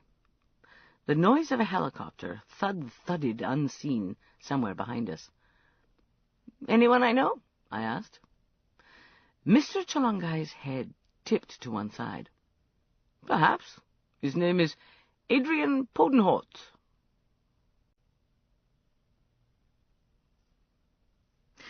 Pran and I watched Podenhort's helicopter land where mine had set down. His was a sleek bell with retractable undercarriage. I felt jealous. Podenhort stepped out, dressed in a light blue suit. He held a slim Halliburton. Pran moved to take the aluminium briefcase off him, but Podenhort clutched it to his chest. We walked away, and the bell lifted off, stowing its wheels and dipping its nose towards the land, which was just visible as a dark line on the horizon. Miss Tellman, Podenhort said. Hello again. Thank you, that'll be all, he said to Pran, who smiled and nodded and walked away across the deck. Podenhort reached into one pocket and extracted a sizable mobile phone, then into another and took out an L-shaped attachment for it. Together they made an even dinkier satellite phone than Mr. Cholongai's. He pressed a couple of buttons, then held the phone to his ear, looking at me all the time. I inspected my own sunglassed image in his shades. The phone made a noise. I'm on the ship, sir, he said. He handed me the phone. It was quite heavy. Hello, I said. It was, as I'd expected, Hazelton's voice on the other end. Miss Tellman? Catherine? "Yes, Mr. Hazelton, is that you?" "It is. I have something for you. Adrian will show you. The disc is yours afterwards." "Is it? Right." I had no idea what the hell we were talking about. "That's all. Nice to talk to you. Goodbye." The line bleeped and went dead.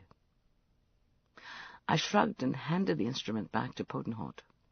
There was a bead of sweat on the hollow of his upper lip. "Hope you know what's going on here," I said, "because I certainly don't." Potenhot nodded. He looked round, then pointed at a line of tall windows forward of where we stood. "In here will do." The place must have been a lounge, perhaps a restaurant. The floor was bare metal plate, with just a few strips of worn carpet and underlay strewn about. The suspended ceiling had been taken down and the light fittings removed. We sat in the gloom at the back by a small table attached to a metal column supporting the roof, surrounded by a forest of grey cables hanging from where the lights had been, all swaying slowly to the gentle swell. Potenhot took off his shades and looked about. All around us were the grey fronds of the hanging wires. Forward of us there was a bulkhead with various hatches and doors set in it. In the other 3 directions, daylight glared through the windows like a vast, strident strip light. He flipped over the cover of the combination lock and clicked the 3 little wheels. He sprang the catches, opened the briefcase, and lifted a little portable DVD player out. "Oh, my," I said. "That's very neat, isn't it?" He said. I craned my head. There was nothing else in the briefcase. Potenhot frowned at me and clunked the case shut. He spun the little player so that it was facing me, hinged the screen up, and, reaching over the top, stabbed at a button. The machine made discreet whirring noises, and the screen lit up, though it stayed blank. "I've been asked to show you what you're about to see," Potenhot said. "I need your word you won't say anything to anyone about this."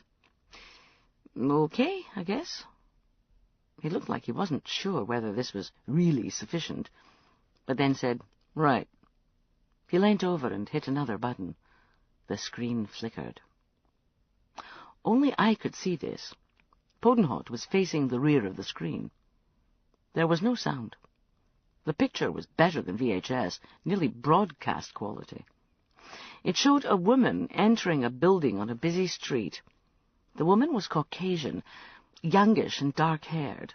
She wore sunglasses, a summer dress, and a light jacket. Traffic was driving on the right-hand side of the street, and I guess this was in the U.S. somewhere from the automobiles. I got the impression the camera had been inside a vehicle. Small figures to the bottom right of the display indicated it was 10/4/98, 13:05. That would be April, the way the Brits show the date. But October, if this was American, exactly a month ago. The scene switched to a bedroom, lit by sunlight on closed net curtains. The drapes moved slightly, as though the window was open behind them. It looked like the camera was sitting on top of a wardrobe or a cupboard, angled downwards. The image quality had deteriorated a little. No date-time display. The same woman, probably, led a tall man in a business suit to the bed and started kissing him. He was white, tanned, had black hair and a neatly trimmed beard. They slipped each other's jackets off, then they fell together to the bed. They started undressing each other quickly. I looked up at Potenhot, raising my eyebrows. He stared back, impassive. They both had good bodies. She sucked his dick, a little stubby for my taste, and with a distinct rightwards curve. But there you are. Then they 69'd, then they fucked missionary position for a couple of minutes, without protection. Looked like they both enjoyed it. I cleared my throat. Aye, but it was hot in here. The screen flickered, and the couple was screwing again, him taking her from behind. They were both approximately facing the camera, but I got the impression neither of them knew it was there. I studied their faces. I had a vague feeling I knew the guy, but I wasn't sure. He took longer this time. It looked like real sex and not pornography, because they just humped away with no cutaway shots of her face or his backside. And when he came, he did so inside her, not over her face or her tits or anything crass like that. Another few shots of them lying on the bed together, on top at first, then under a sheet, both talking and smiling and playing with each other's hair. Another flicker, then him leaving the apartment, hailing a cab. A yellow cab, so almost certainly the U.S., possibly NYC. Flicker, then her leaving and walking away. The date-time display indicated they'd been together for just under 2 hours. Then, the end. Blank screen. I sat back. Podenholt sat looking at me. "Yes," I said. "It's finished?" "Yes." "Would you eject the disk and take it out?" I sat forward and inspected the machine, finding the eject button. The disk appeared, and I slipped it out. "Please keep it." I popped it into a side pocket in my jacket. "Do you know what you've just shown me?" I asked. Podenholt shook his head briskly as he turned the DVD player off, closed it, and put it back in the briefcase. "No," he said. "I just have this feeling it might not be what I was supposed to be looking at." This was becoming more than slightly ridiculous.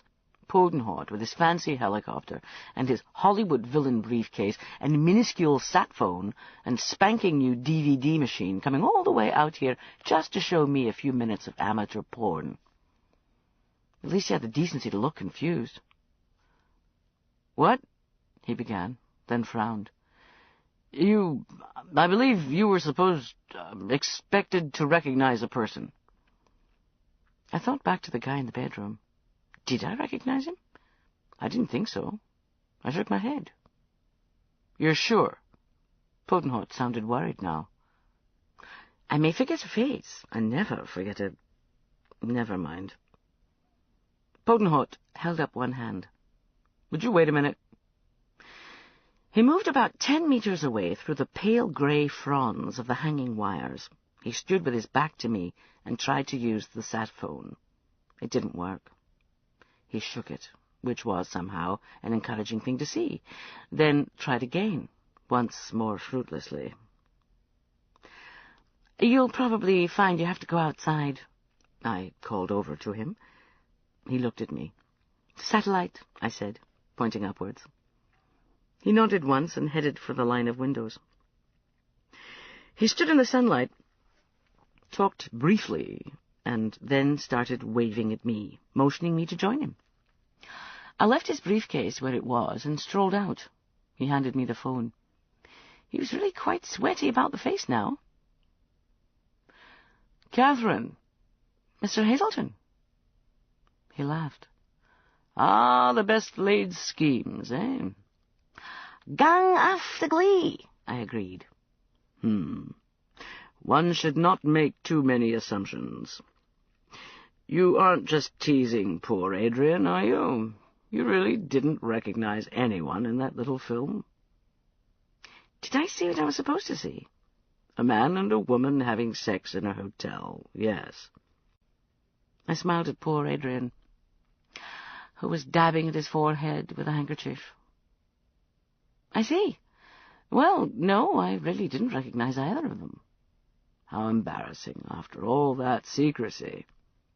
A pause. "I suppose I could just tell you." "I suppose you could." "Perhaps it's better if I don't for now. You may remember of your own accord, given time." "I'd rather you just told me." "I'd appreciate it if you kept this to yourself for the moment, Catherine. Don't show the disk to anybody else. You may well find it extremely useful in due course." "Mr. H., if you're not going to tell me, I might be tempted to post it on the web and see if anybody else can tell me who these two young lovers are." "Now, Catherine, that would be very irresponsible. Please don't be petulant." "I was supposed to know by now. Why not just tell me?" Another pause. The ship's horn blared, above and forward of us. Podenholt and I both jumped. "What was that?" Hazelton asked. "Ship's hooter," I said. Very loud. "Yes, wasn't it? So, who was I supposed to recognize, Mr. Hazelton?" "I suppose I am being overly secretive. It's just that there's no need for Adrian to know." I smiled at Podenholt. "Fine by me." I turned and walked a few steps away, then smiled back at Podenholt. His mouth set in a tight line. He retreated into the shade of the lounge and crossed his arms, watching me. I heard Hazelton take a breath. "You didn't even start to recognize her?" So it was the woman. I thought hard. No. "When you met her, she may have had blonde hair. Quite long." Blonde. I thought of the woman's face. Annoyingly, the image that had chosen to etch itself on my memory was of her just as she was achieving orgasm, her head thrown back, her mouth open in a shout of pleasure. I tried to ignore this, and to edit out the shoulder-length black hair and substitute blonde. Maybe, I was starting to think, I had seen her once, or met her. Maybe I had a bad association with that face, something I didn't want to think about. "No further forward, Catherine?" Hazelton asked. He sounded like he was enjoying this. "I might be," I said, uncertainly. "She might ring a vague bell." Definitely a bad association here. "Shall I tell you?" "Yes," I said. "You bastard," was the bit I only thought. "Her first name's Emma." Emma. Very definitely a bad association. Yes, I'd met her. Just once, maybe. But who the hell was she? And why the bad association? Then I realized, just as he spoke her second name. Half an hour later, I stood on the bridge of the Lorenzo Uffizi, braced along with the others against one of the equipment consoles, still ranged beneath the windows, while the coast swept forward to meet us at 30 knots. The Lorenzo Uffizi was headed straight for a broad gap between a half-demolished bulk carrier and a broad, unidentifiable hull that was all ribs and missing plates. Spread out on either side of us, for kilometers in each direction, were dozens of ships of every size and type and in every stage of dismantling, some freshly beached and barely touched, others reduced to little more than the spines of their keels and a few girders. Tiny figures dotted the vast slope of oil-stained sand, and infinitesimal sparks glowed sporadically amongst the hulks, while slanted pillars of smoke rose from 100 different sites on the remains of the ships, the salvage-littered shore and deep inland. The faintest of tremors shook the vessel. I watched the bows start to rise as the edge of the console pressed against my pelvis and belly. The telegraph rang for all stop. A few people cheered. Tommy Cholongai, still holding onto the wheel, laughed and wheezed as the deceleration forced him forward into it. The ship groaned and creaked round us, and from somewhere below there came a distant crashing noise, like hundreds of pieces of crockery falling. Shuddering mightily, the Lorenzo Uffizi's bows rode further and further up the beach, gradually obscuring the view of the land dead ahead. Looking to port, I watched our wash go piling up against the rust-streaked hull of the bulk carrier in a great white sign of surf. Bangings and thuds sounded all round us. The deck seemed to flex beneath my feet, and a window out on the far end of the bridge's starboard wing suddenly popped out of its frame and disappeared towards the glistening sands below. The creaking and groaning and the steady pressure went on for a few more seconds. Then, with a final pulsing shake and a kind of softly transmitted thud that left me bruised for days and nearly hit my head on the window glass, the old cruise liner settled into her last resting place. The crashing noises ceased, and the console stopped digging into me. More cheering and applause. Tommy Cholongai thanked the ship's master and the pilot, and then with a flourish set the bridge telegraph to "finished with engines." I looked over at Adrian Podenholt.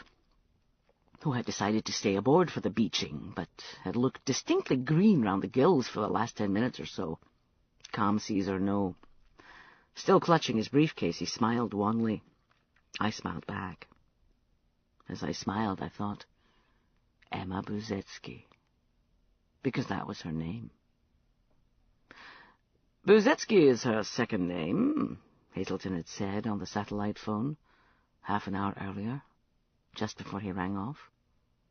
She's Emma Buzetsky, you know, Stephen's wife.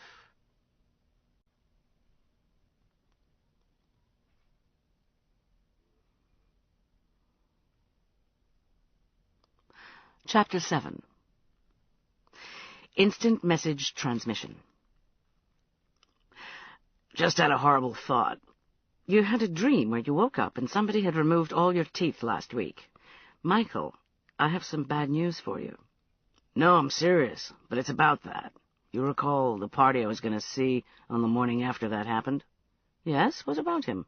He has a daughter, very pretty, very westernized, very pleased to see me once, when her dad wasn't there, if you know what I mean. Gosh, you're such a rake. Actually, you're a fucking cretin. You risk jeopardizing a deal that size by getting involved with the CEO's kid. I can't believe you're telling me this. Is this meant to endear me to you, Mike? Make me think, hey, here's one worth promoting. Spread the word around the level fours? Are you mad? Are you drunk, dickhead Mikey boy? Calm down, will you? Look, it's just fucking happened, all right? She came on to me. I mean, she's not a child or anything. 19, I think. But I was practically raped. Yeah, right. Except she wouldn't actually let me, how shall I put it, go the whole way. Go on.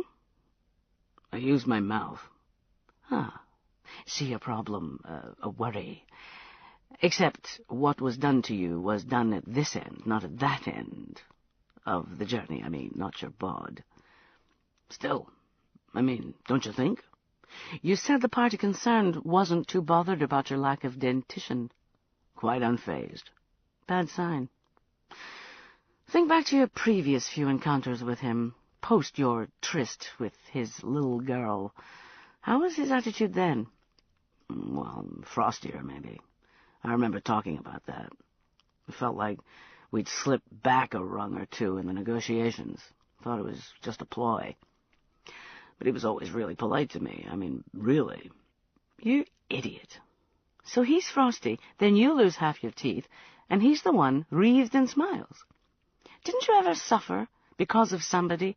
And even if you had to tolerate them because of business, be really cold towards them, and then have your secret revenge on them and suddenly find it was easy, even more satisfying to be all sympathetic towards them? I am in the presence of the master, amn't I? Or the mistress. Truly you are Yoda. Yodette, anyway. Displeased with you I am. I can't believe... No, come to think of it, I can. You're a man. We're probably lucky you didn't try to shag his wife or have carnal knowledge of his favorite golf course or something. I mean, 18 holes. The possibilities. Actually, I don't know why I'm making light of this. In all seriousness, I'm very disappointed in you. That was a very stupid thing to do. The deal is totally done, isn't it? There isn't some last little tiny detail that could explode. Oh, sorry. Could that be ejaculate in our faces? Yuck. Totally done, signed, sealed, delivered, and set in reinforced ferroconcrete. Look, I've said I'm sorry, but at least I did tell you as soon as I realized. Ferroconcrete is reinforced. And I bet you did not just think of this. And as I seem to recall telling you, Adrian G. is your immediate superior while I'm on sabbatical, not me.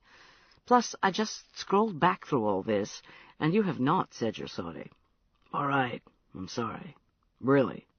Look, I don't have to tell AG, do I? He really doesn't like me. Say it ain't so. I'll make it up to you. This is all off the record, obviously. Helps to say that at the start. You do have a lot to learn. How did you get to be a level 4? Anyway, I won't tell AG. But in the event that anything does happen with the deal concerned, you're going to have to confess all to the relevant authorities. As the deal's done and the CEO is apparently happy, we're probably okay. Honor's satisfied. But like I say, in the event, you'll have to own up. And another thing. Have you talked to the girl since? Has she said she confessed all to her pa? I mean, it looks like you found out, but through her? She won't return my calls. I'm starting to regret telling you this. Look, if something did go wrong later, this could end my career. You won't grass on me, will you, Catherine? Please? I'm not promising anything. If all you pay for this is losing a few teeth, we'll all have got off lightly. Who's this we, white man? Might I point out that I've taken all the shit here, as far as the biz is concerned. The phrase scot-free comes to mind, my little Caledonian chum. You, i.e. the company, has lost fuck all. Yes, and you'd better pray it stays that way. I thought you were an atheist.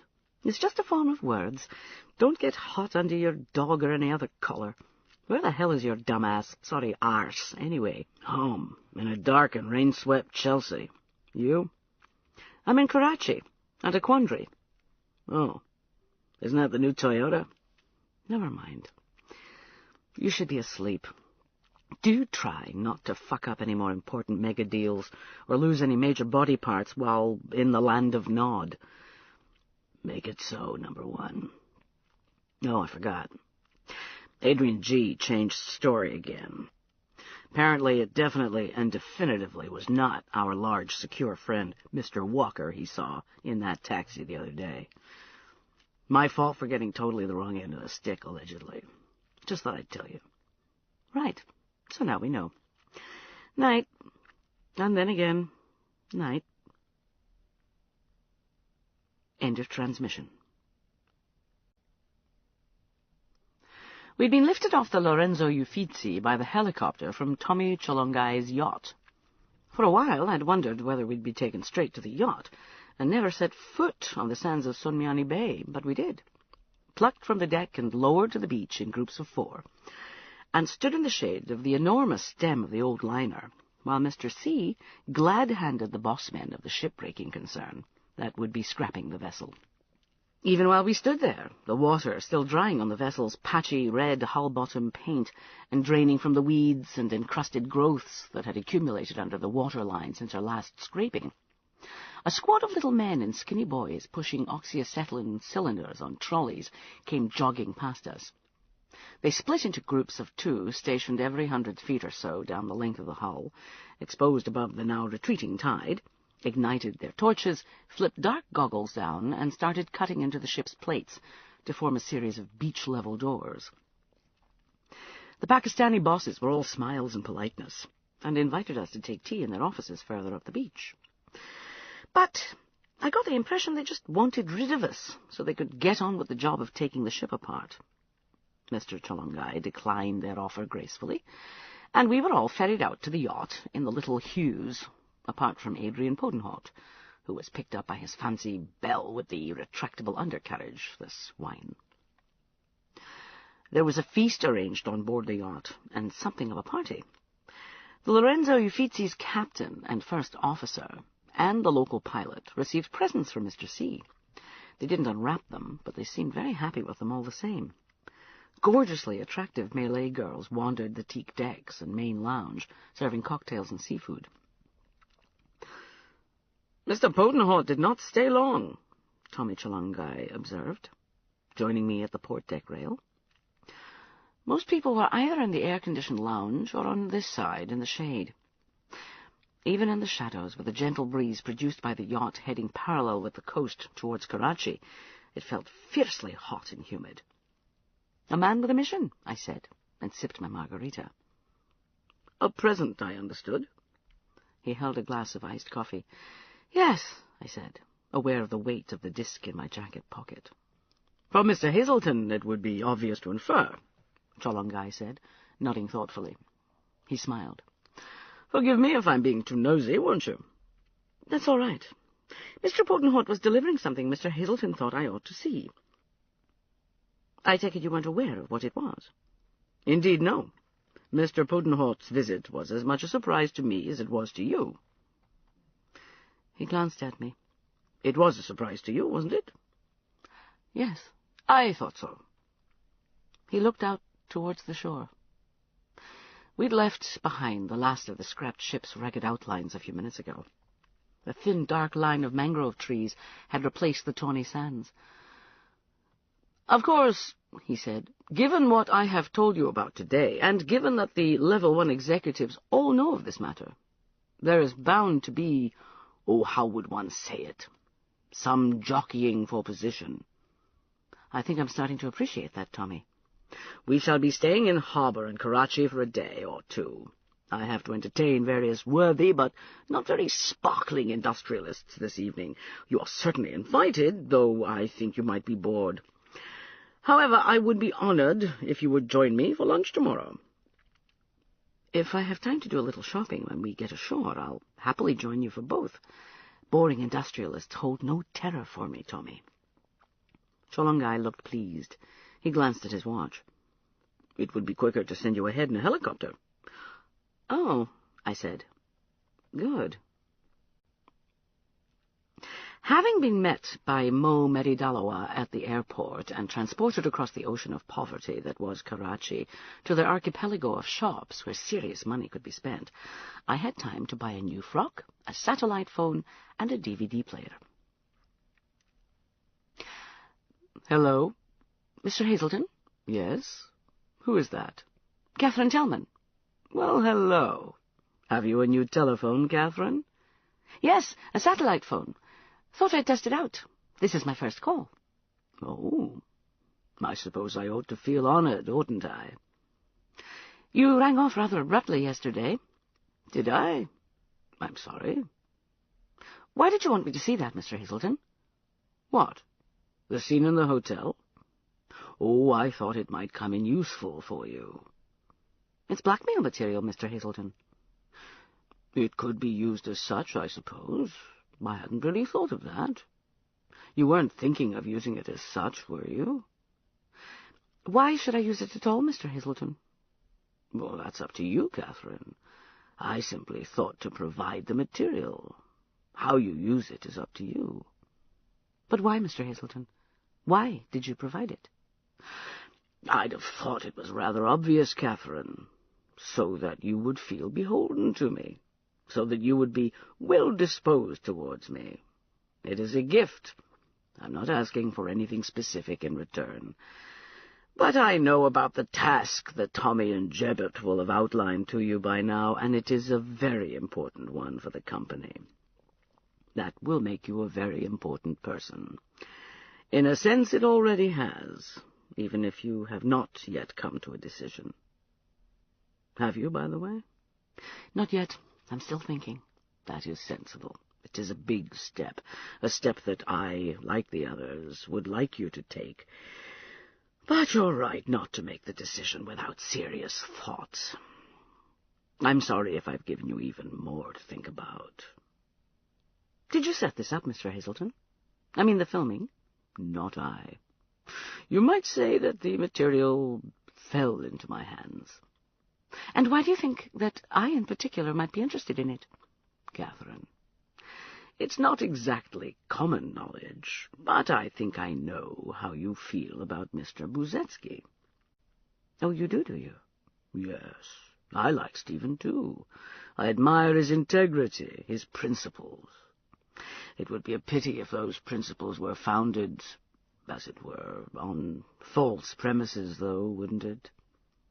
I thought that, as this piece of film existed, it might be of value to you. The truth can hurt, Catherine, but it is usually preferable to falsehood, don't you think?" "Mr. Hazelton, do you hold any evidence of a similar nature concerning me?" "Good heavens, no, Catherine. This is not something I have any regular part in, or wish to encourage. As I said, the film fell into my hands." "And what exactly makes you think I feel anything in particular for Stephen Buzetsky in the first place?" "I'm not blind, Catherine, and I am human. The same goes for the people who work for me. They understand emotions, they can empathize with people. Of course, they make it their business to know how people in the company feel about their colleagues, so that one doesn't accidentally place together people who hate each other. Just good business practice, really, and of genuine benefit to the individuals concerned, too. I'm sure you can appreciate that in the circumstances one doesn't have to try to discover who's attached to whom, to find out en passant, as it were. It just happens. I'm sure it does. Quite. So, you have the film, or video disc, or whatever it's called. Frankly, all this technology is beyond me. How you use it is up to you. Though, of course, I entirely understand that you may wish not to use it directly, as it were.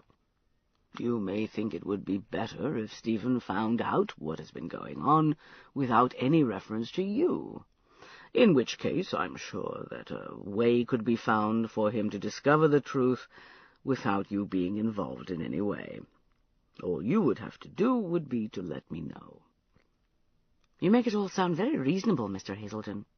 Good. I'm glad. Instant message transmission. Stephen, help. How? I'm in a quandary. Where are you, anyway? Home? Where are you? Karachi, Pakistan. Everybody okay there? Fine. Wow, you are trotting that old globe. What seems to be the problem, ma'am? New job offer? New job offer? What the hell can it be? Well, for one thing, it's in confidence. You got it. And also it's in Thulan. You've got to be kidding. No, you've got to be being kidded. That's the place in the Himalayas, right? The same. Explain. I can't wait. This isn't demotion, is it? You haven't done anything foolish, have you? Oh, it's not demotion. And I've done lots of foolish things. But enough about my sex life. They want me to... Well, it's hard to explain. Scout the place out.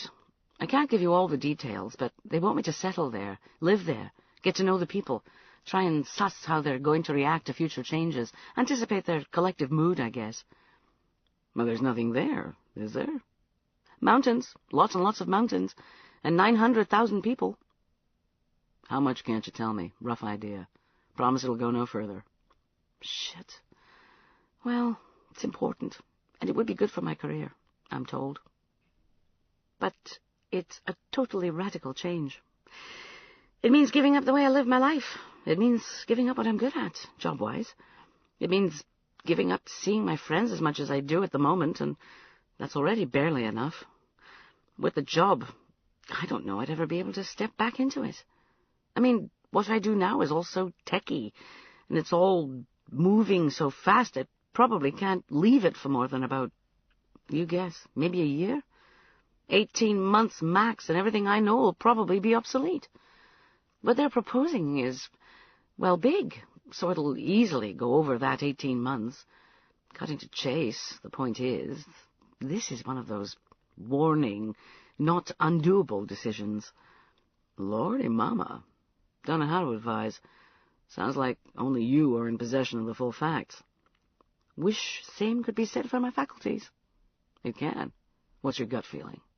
I must have become a ruminant, because I seem to have at least two different gut feelings.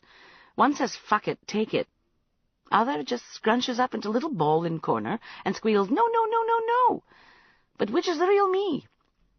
I know which one I'd go for. Ah, Stephen, if only. Emma's here at my side, so I'll just ask her. Only kidding. When do you need to give them a reply? Indefinite. They'd like some sort of provisional idea in the next couple of weeks. But I could probably stall into 99 if I wanted. You're in Karachi, close to Thulan. Worth taking a few days there. Well, about 2,000 kilometers, but yes, wasn't that convenient. Ah, well, you're right. I probably will. Only the prince could be a problem. Oh, yes, he greatly admires and respects you, doesn't he? Has the hots for me, yes. Oh, Kate, you dismiss any and all professions of love as just lust. Maybe one of these guys is genuinely head over heels for you. Maybe they all are. It's a subtle form of self-denigration you're indulging in here, Kate. Oh, suddenly I'm online to Dr. Fraser Crane. You're listening. I'd no idea. So defensive, Kate. Well, maybe in the words of the immortal Whitney Houston, I'm saving all my love for somebody else. Anyway, I'm sure you can handle the prince. I'm sure, too. But seriously, it's a consideration. Take that holiday, or whatever you want to call it. You're still on sabbatical, aren't you? Doesn't feel like it, but yes. So go. Good idea. Hey, I'd get to choose staff. You would want to move to Thulan, would you? I mean, not now, but if all this happens. Just kidding, really. Kind of got commitments here. Schools, you know. Plus, Emma's not too keen on any incline beyond 1 in 20. Probably a girl thing. High heels and stuff. Yeah, commitments. Like I said, just kidding. You could always visit, though. Yeah. Surely. Don't call me. Actually, you can call me anything, time you want. Oh, dear. I think tiredness is catching up on me. Bed beckons. I shall to my sheets, thinking of you. Have a nice day, and from this end, good night. You are a rascal. Sweet dreams. Sweet dreams indeed. I put a finger to my lips and kissed it, then touched the tip to the screen on the words sweet dreams. Then I laughed at myself and shook my head. I closed the laptop's lid. The machine beeped at me, and the glow of light from the screen cut out, just before it came down to meet the keyboard. Only the TV's screen was left on now, tuned to Bloomberg, sound off. I looked out at the lights of the city, and then up at the cornice of the room between wall and ceiling.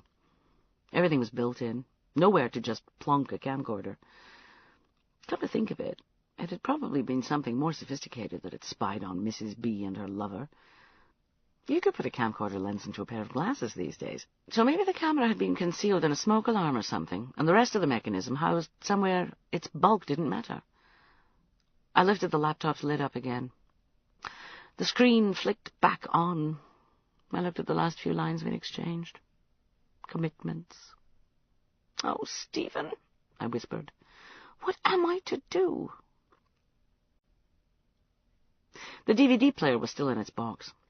I hadn't had the time or the inclination to try connecting it to my laptop yet. The disc Potenhot had given me was still in my jacket pocket, hung up inside the wardrobe and smelling of smoke. All the industrialists on Mr. C's yacht were heavy smokers. I didn't need the disc, or the DVD player. I could see Mrs. Buzetsky silently mouthing, "Whoa, very clearly indeed, thank you." I didn't save our exchange to the laptop's hard drive. I just powered down. First the machine, then, after a shower, me. Well, now, here was an interesting little treat. That nice Mr. Cholongai had loaned me his company Lear. It was a good one, too, actually had facilities. The first time I was offered a lift on a private jet, I was appalled to be told it might be an idea to visit the airport loo before we left, as the plane didn't have a toilet. Finding that your ultimate corporate status symbol has less in the way of amenities than a modern express coach can take the gloss off the experience. I should be old enough not to want to do this sort of thing, but, well, I discovered my ordinary mobile phone would work and attempted to call my pal Luce back in California. Voicemail. I tried another of my girlfriends in the valley. She was on an exercise bike in the gym and was suitably impressed when I told her where I was, but too breathless to be able to talk much. Still in a telephonic mood, I drew various blanks, machines, and more voicemails, then got through to Uncle Freddy. "Guess what I am, Frederick?" "No idea, dear girl." "In a Learjet, all by myself, flying across India." "Good heavens, I'd no idea you knew how to fly." "You know what I mean, Uncle Freddy." "Oh, you're a passenger." "I am the passenger. I am outnumbered 2-to-1 by the crew." "Well, good for you. I suppose there are times when it's good to be in the minority."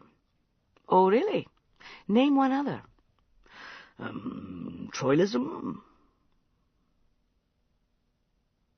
Given that only a few months earlier both India and Pakistan had been trading underground nuclear tests, it was probably a sign of how good our relations were with both states that the Lear was cleared straight through across both airspaces to a small airport at Siliguri, situated in the little bit of connective tissue that winds round the northern frontier of Bangladesh and beneath the southern limits of Nepal, Thulan, and Bhutan, to join the main body of India with the appendage of Assam. The Himalayas, visible in the distance to the north throughout most of the flight, as a deep sweep of glaringly white peaks, gradually disappeared under a layer of haze. I started playing Jagged Little Pill, but it was entirely inappropriate. Besides, I'd grown fed up with Alanis Morissette's little end-of-phrase gasps, and hadn't forgiven her for entirely confirming the Brit prejudice that Americans don't know the meaning of the word irony. I looked through my discs and decided I didn't have any music suitable for this view. Instead, I fired up the DVD at last and put it through the laptop, glancing at the film of Mrs. B and her lover. Like Emma, it did come with sound. The volume just hadn't been turned up before. Then clicking through the documentary and photo files on the rest of the disc. Depressing. Soon enough, we dipped towards the ambiguous landscape that was neither plains nor foothills around Siliguri. I had to change planes here. The Lear couldn't land at Thun. It needed about 4 times the length of runway there, and it also wasn't really happy landing on anything other than smooth tarmac. As Thun's airstrip was composed of the sort of uneven, gravelly earth that was pretty crap as a football park, let alone an airfield, this meant that the very nice young Norwegian co-pilot had to lug my bags across to the scruffy twin otter I recognized from the last time I'd made this trip. This 2-engined porta-cabin was the pride and joy of Air Thulan, and indeed the only aircraft it actually possessed. There was a little socket just outside the pilot's sliding window. Jamming a stick in there with the Thulanese royal flag attached instantly converted the plane into the royal flight. The plane was wittily nicknamed Otto. It didn't really look all that primitive, well, apart from the props and the fixed undercarriage and the odd dent or two in the fuselage, until the ground staff opened up the nose, which I'd fondly assumed might contain radar, direction finders, instrument landing gear, that sort of thing, and dumped my luggage in the empty space revealed. The last time I'd climbed aboard Otto at Dhaka Airport in Bangladesh, fresh off a PIA DC-10, terrible flight, perfect landing, I'd had to share the cabin with a gaggle of drunken Thulanese bureaucrats. There were 6 of them. I later discovered this constituted about half of the entire Thulanese civil service. 2 saffron-robed priests with funny hats and plastic bags full of duty-free cigarettes. A couple of peasant ladies who had to be dissuaded from lighting up their kerosene stove for a bowl of tea while in flight, a small but pungent billy goat, and a pair of vociferously distressed and explosively incontinent piglets. Oh, and there was a crate of hens, every one of which looked distinctly dubious about trusting their necks to such a patently unworthy aircraft. What a fine old time we had. On this occasion, I was the only passenger, though there was a pile of crates, secured by webbing, behind the last row of flimsy seats, and various sacks of mail occupying the front 2 rows. The pilot and co-pilot were the same 2 small, smiling Thulanese guys I remembered from the last time, and they greeted me like an old friend. The pre-flight safety briefing consisted of telling me they suspected the last seat pocket safety instruction card had been eaten by either a goat or a small child. But if I did happen to find another one on the floor or anywhere, could they have it back, please? They were due an inspection soon, and these Civil Aviation Authority people were such blinking sticklers. I promised that, in the unlikely event I opened my eyes at any point during the flight, I'd keep them peeled for laminated cards, or indeed photocopies floating past on the breeze, or stuck to the ceiling during a section of an outside loop. They thought this was most amusing. While my new flight deck crew tapped gauges, scratched their heads, and whistled worriedly through their teeth, I stuck my nose as close as I dared to the suspiciously smeared surface of the window and watched the sleekly gleaming Lear swivel its electronics-crammed nose round, briefly gun its twin jets, and taxi towards the end of the runway. I suspect my expression at that moment would have displayed the same despairing regret of a woman who has in some moment of utter madness just swapped a case of vintage Krug for a litre of Asti Spumante. "You won't leave the door open," the co-pilot said, leaning round in his seat. He'd been eating garlic. "Why would you do that?" I asked. "You get better view," he said. I looked out between him and the captain at the tiny windscreen, only 1.5 meters away, imagining it entirely full of rapidly approaching snow and rocks. "No, thanks." "Okay." He pulled the door to the flight deck shut, with an uneven flapping thump. The sun visor on your average family saloon gave a better impression of solidity. "Uncle Freddy?" "Catherine, where are you now?" "In a flying transit van, heading straight for the highest mountains on Earth." "Thought it sounded a bit noisy. In Tarka, are you?" "Tarka?" "Oh, no, wait. That was the plane before this new one." "This is a new one?" "Oh, yes. Tarka crashed years ago. Everybody killed." "Well, that's encouraging. I hope I'm not disturbing you, Uncle Freddy." "Not at all, dear girl. Sorry if I'm disturbing you." "Don't worry. I won't pretend this isn't partly to take my mind off the flight." "Quite understand." "But also, I forgot to ask about the Scottish thing we discussed, remember? When we were fishing?" "Fishing? Oh, yes. Who'd have thought you could nab a trout at this time of year, eh?" "Who indeed? You do remember what we were talking about?" "Of course. What was that?" Air pocket or something. Hold on. A mail sack's just landed on my lap. I'm going to strap it into the seat beside me. Right. Did you get in touch with Brussels?" "Oh, yes. Your man is on his way to, where you were." "Good. Jesus Christ! You're right, Kate." A mountain, kind of close there." "Ah, yes, it is a rather spectacular flight, isn't it?" "That's one word for it." "Your pal Suvinder back there yet?" "Apparently not. He's in Paris. Back in a few days. I may leave before he arrives." "Don't forget to watch out for the prayer flags." "What?" "The prayer flags at the airport, all round it. Terribly colourful. They put flags wherever they think people need spiritual help."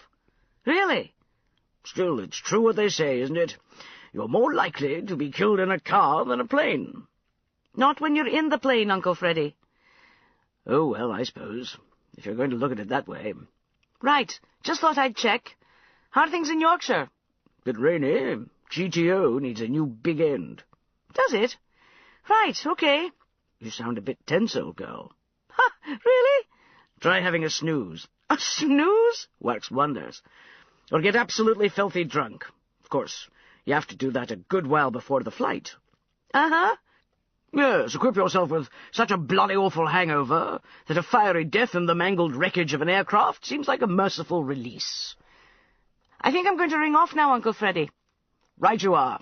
Get some shut-eye. Good idea." The final precipitous roller-coaster descent into Thun was even more terrifying than I remembered. For one thing, I could see it this time. On the previous occasion, we'd been in cloud until the last 1,000 feet or so, and I'd ascribed the wildly uneven flying of that part of the flight to yet more severe turbulence. Approaching in mid-afternoon on a clear day, it became all too obvious that going into a succession of stomach-churning nosedives and standing the Twin Otter on its wingtips was simply the only way for the tiny craft simultaneously to lose enough height and avoid a succession of towering, knife-sharp obsidian cliffs and seemingly near-vertical boulder fields full of vast, rocky shards like ragged black shark's teeth. It was probably just as well there was an air of unreality about the flight. I felt woozy. I had the beginnings of a headache. It was probably the altitude and the thin air. They said it was better to take your time getting to somewhere as high as Thun, drive up or take a donkey or even walk. That way your body adjusted gradually to the thinning air. Flying in from sea level was precisely the way not to do it. Still, at least we were descending now. I shivered. I dressed in jeans and a cotton blouse, and kept a few clothes by my side, which I'd gradually put on during the flight. A plaid shirt, a jumper, gloves, but I still felt freezing. The plane leveled out in that last 1,000 feet of its approach, if you can call hurtling down at an angle of about 45 degrees leveling out. I watched a stone shrine, a stupa, flashing past the window on a spur of rock level with the plane. I looked down. If we were at 45 degrees, the slope was at about 44. I did not need to be a geometrician to know that the brown blur of broken ground was getting closer all the time. The shadow of the plane, worryingly sharp and close to life-size, flickered over rocks, lines of prayer flags, and straggling walls made from rough, round boulders. Some of the tall bamboo masts anchoring the lines of prayer flags were about twice as far off the ground as the Twin Otter. I pondered Uncle Freddy's words about the sighting of prayer flags, and the possibility of dying in a plane crash caused by well-meaning believers hoisting a fresh set of flags in the last obvious space around the airport, only to snag the plane and cause the disaster they were hoping to avert. Suddenly there were buildings underneath, opposite and above us. I glimpsed an old man looking down at us from a window, and could have told you the color of his eyes if I'd been paying attention. And then it was terribly heavy, then light, and then there was a thump and a furious shaking and rumbling that meant we'd landed. I opened my eyes as the plane rattled and banged across the landing ground, raising dust. There was a cliff edge about 3 meters away, and a drop into a deep, wide valley, where a white-flecked river wound through sinuous fields of grey gravel, its banks terraced with narrow fields and dotted with sparse trees. Grey, black, and then utterly white mountains rose beyond, their peaks like a vast white sheet, hooked in a dozen different places and hauled sharply up to heaven. The plane wheeled abruptly, engines roaring and then cutting out. That left only the roaring in my ears then. The co-pilot appeared, looking pleased with himself. Through the plane's windscreen, not far in front, I could see a set of soccer goalposts. He kicked open the door, which whammed down and jerked on its chain like a hanged man. "Here we are," he said. I unbuckled, rose unsteadily, and stepped out onto the dusty brown ground. I was suddenly surrounded by a sea of knee- and thigh-high children, kitted out to resemble small cushions, while a crowd of adults, dressed in what looked like colorful quilts, appeared and started congratulating the flight crew on another safe landing. The terminal building was still the fuselage of a USAAF DC-3 that had crash-landed here during the Second World War. It was closed. A wind as cold and thin and sharp as a knife cut across the landing strip, raising dust and goose pimples. I patted a selection of worryingly sticky little heads and looked up past the jumbled buildings of the town to the steep slope of chaotically fractured rocks over which we had made our final approach. Prayer flags everywhere, like bunting round a used boulder lot. Beneath my feet were the markings for one of the football ground's penalty boxes. One of the male quilt people came to see me, put his hands together as though in prayer, and bowed and said, "Miss Tallman, welcome to Thun International Airport." I successfully resisted the urge to laugh hysterically in his face. "I say, did you know that you can count up to over 1,000 just using your fingers?" "Really?" "Yes. Can you guess how? I bet you can't." "You'd use a different base, I suppose, not 10. "Ah, of course, binary. Yes, it'd be 1,024. 1,023, actually. 0 to 1,023. Gosh, though, well done. That was very quick. I must have bored you with this before. Have I?" "No, Mr. Hazelton." "Then I'm impressed. And you know my name, and here I am, and I've very rudely forgotten yours. Though I'm sure we were introduced earlier. I do hope you'll forgive me." "Catherine Tellman, Mr. Hazelton." "Catherine, how do you do? I do believe I've heard of you." We shook hands. It was November 1989 in Berlin, the week the wall came down. I'd squeezed myself into a Lufthansa flight from London, jump seat, snooty stewardesses, just that day, determined to be there for a bit of history that had seemed unthinkable just a few years earlier. A whole bunch of the more adventurous business high-ups had had exactly the same idea. Tempelhof and Tegel must have been double-parked with executive jets for those few days, and as a result, almost by default, there was a sort of impromptu meeting of various level 2s and 1s set up for that evening. I decided to try and gate-crash that as well, and succeeded. We were sitting down to dinner in a private room in the Kempinski after a chaotic evening in a collection of limos and taxis. Touring the various places where people were swarming over the wall, attacking it, demolishing it, wheeling bits of it away and pocketing it.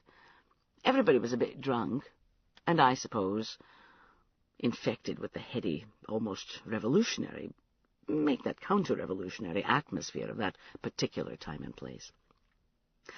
I had indeed been introduced to Hazelton at the reception before dinner. He was a level 2 at the time, but marked out for still greater things. He'd looked me over in an automatic, unfocused way.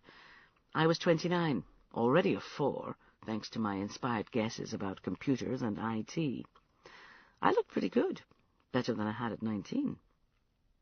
Hazelton might have forgotten my name, but he hadn't forgotten what I looked like. He'd made straight for the seat at my side. Well, fairly straight. He bumped a couple of gold-painted chairs on the way. He'd just nodded at me as he sat down and then ignored me throughout the first course, as though he'd really chosen this seat at random or had taken it reluctantly. Then suddenly he'd come up with this unlikely chat-up line about digital digits. I'd become used to this sort of thing from upper-class Englishmen. At least he'd used the second person rather than one. "And if one used one's toes," he said, "one could go up to over 1 million. Oh, so we were using one, were we? Impractical, though, I said. Yes, you'd have to take your socks or stockings off. Back to you, then. I was thinking, I said, of the difficulty of articulating your toes. Oh, yes, how do you mean? Well, you can use your fingers to count because you can alter their state, bend each one to show whether it's a 0 or a 1, but very few people can do anything similar with their toes. They just sort of sit there, don't they? He thought about this.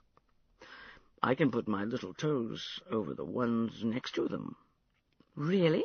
On both sides? Yes. Good, eh? Then, assuming you can put each of your big toes over the one next to them, you could count to, what, just over 16,000? I suppose so. He contemplated his entree for a moment. I can wiggle my ears, you know. Never. Yes, watch. Good heavens. We amused each other with a selection of childish antics like this for a while, then got on to puzzles. I've got one, I said. What are the next 2 letters in this sequence? S-T-N-D-R-D. He sat back. I had to repeat the letters for him. He looked thoughtful. S-D, he said. No. Yes, it is. It's standardized with all the vowels taken out. No, it isn't. Why not? He asked indignantly. That's a perfectly good answer. The correct one's much better. He made a noise which sounded suspiciously close to a harumph and sat back with his arms crossed. Well, so you tell me, young lady. Want a clue? Oh, if you insist. First clue. I'll write it down. I took my napkin and lipstick and wrote S-T-N-D-R-D --. He bent over the napkin, then looked up at me skeptically.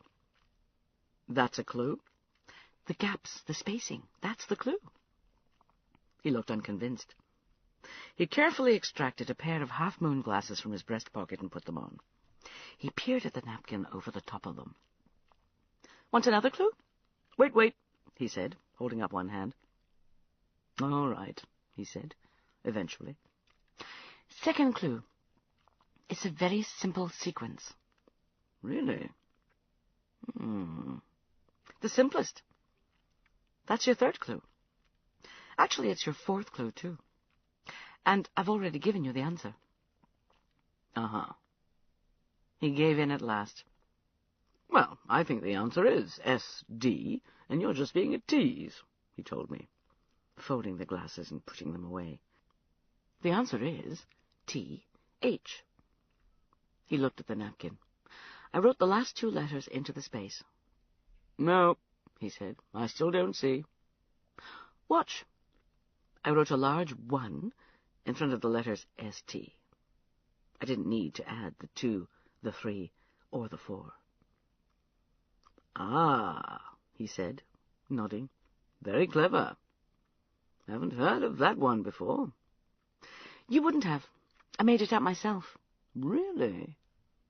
He looked at me. You are a clever little thing, aren't you? I used my wintry smile. I woke up in darkness, breathless. I was gasping for air, drowning in what felt like a semi-vacuum beneath a huge and terrible weight. Darkness. Not just ordinary darkness, but total darkness. Profound and utter, and somehow intensifying the breathlessness. Where was I? Berlin? No, that had been a dream, or something remembered. Bliss-Craig?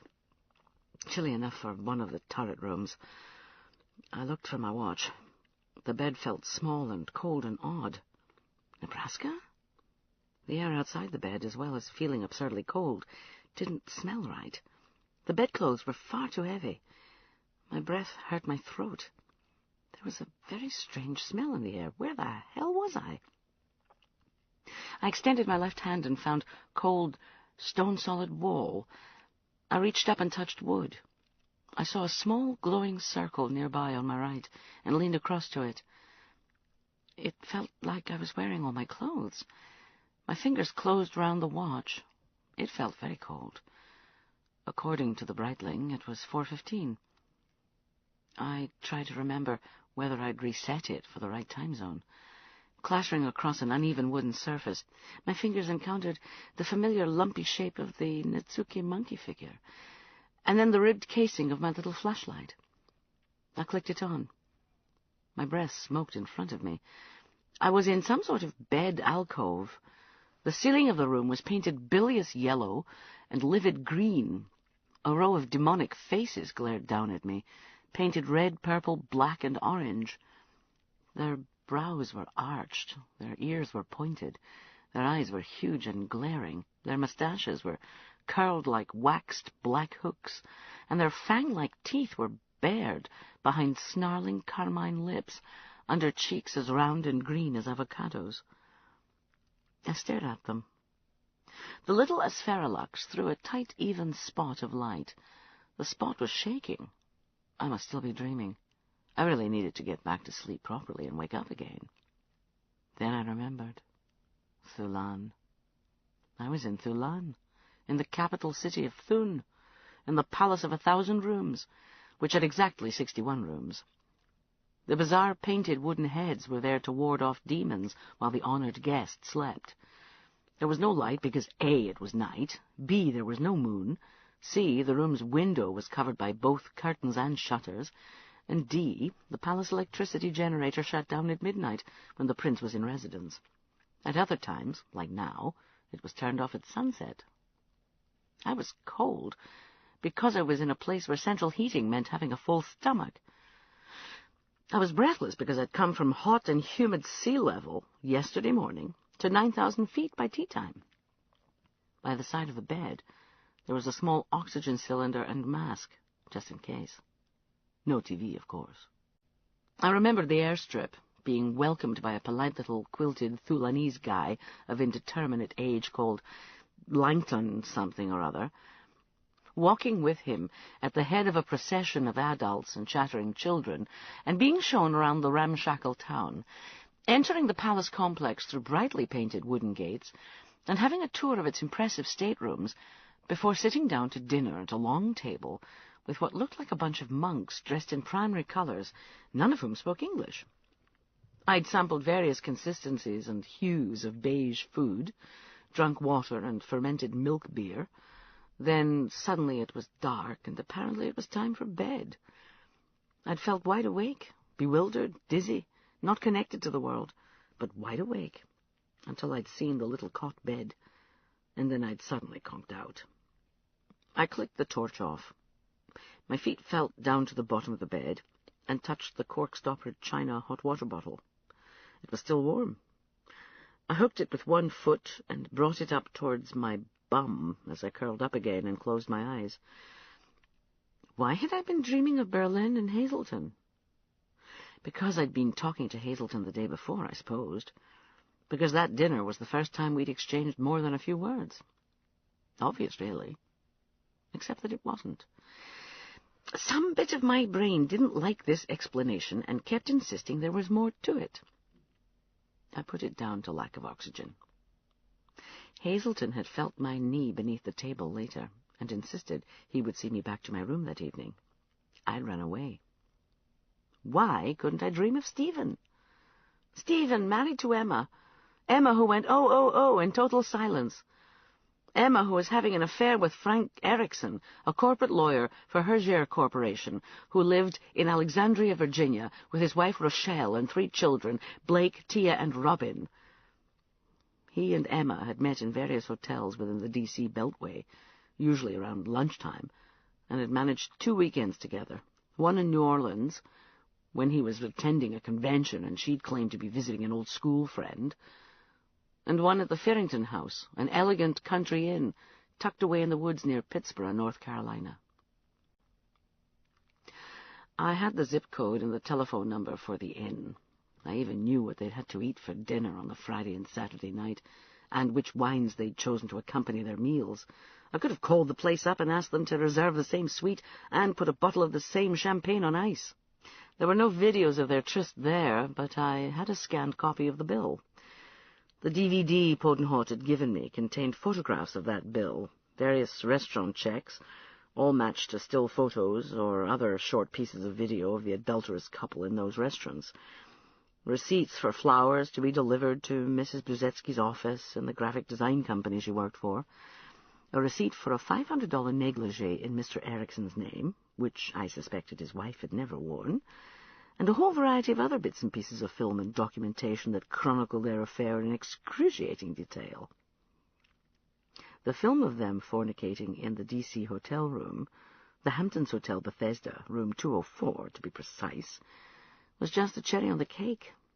Somebody had gone to a huge amount of trouble over a considerable period of time to gather that evidence, and the more I thought about it, the less I believed Hazelton that the disc had just fallen into his hands. How much of this sort of stuff went on? Was it just Hazelton, or were the rest at it as well? Did they have anything similar on me? Unlike Stephen, I'd never taken any vows, never made any promises, legal or otherwise. But what about the people I'd slept with? I tried to review the list of sexual partners I'd had over the years, looking for any that could be blackmailed or otherwise compromised. As far as I could remember, there shouldn't be a problem. I'd always tried to avoid married men, just as a matter of course, and on the few occasions when I'd ended up in bed with one, it had been because the bastard had lied. Well, once or twice I might have suspected, but never mind. Come to think of it, Stephen ought to be grateful and flattered I was prepared to make an exception for him. Maybe this had all been done for me, I thought. Maybe Hazelton really didn't make a habit of this sort of thing, but had set up this particular surveillance operation because he knew how I felt about Stephen, knew how Stephen felt about adultery, and had seen a way, perhaps, to give my beloved to me, and so leave me forever in his debt. I was too hot. The air outside the bed was still sharply chilly, but underneath the Himalayan pile of bedclothes it had suddenly become sweaty. I pulled off my jumper and thick socks. I kept them in the bed with me in case I needed to put them on again later. What the hell was I going to do? Should I tell Stephen about his wife? Shit. It wasn't just the dishonesty or any advantage I might gain. It was safety. Emma and Frank hadn't used any protection that I could see. I could phone Stephen right now. I could tell him the truth, that I had the evidence and Hazelton had given it to me.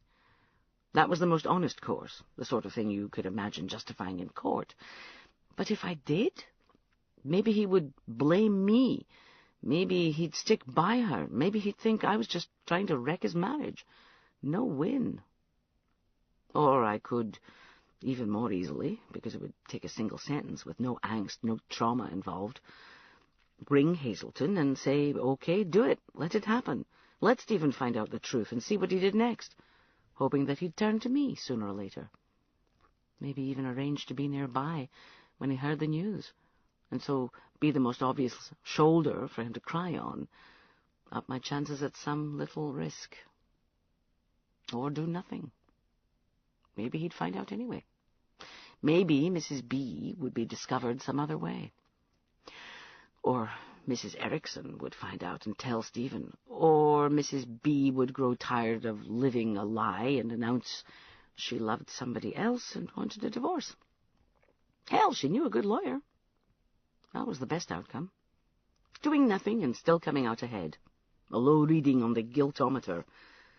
But that still left me knowing and not doing anything. I tossed and turned in the bed, still too warm despite the chilly air. I slipped off my loose cotton pants and rolled them up. I had my PJs on underneath. The Palace of 1,000 rooms, with 61 rooms. Huh. Bliss Craig had more than that in one wing.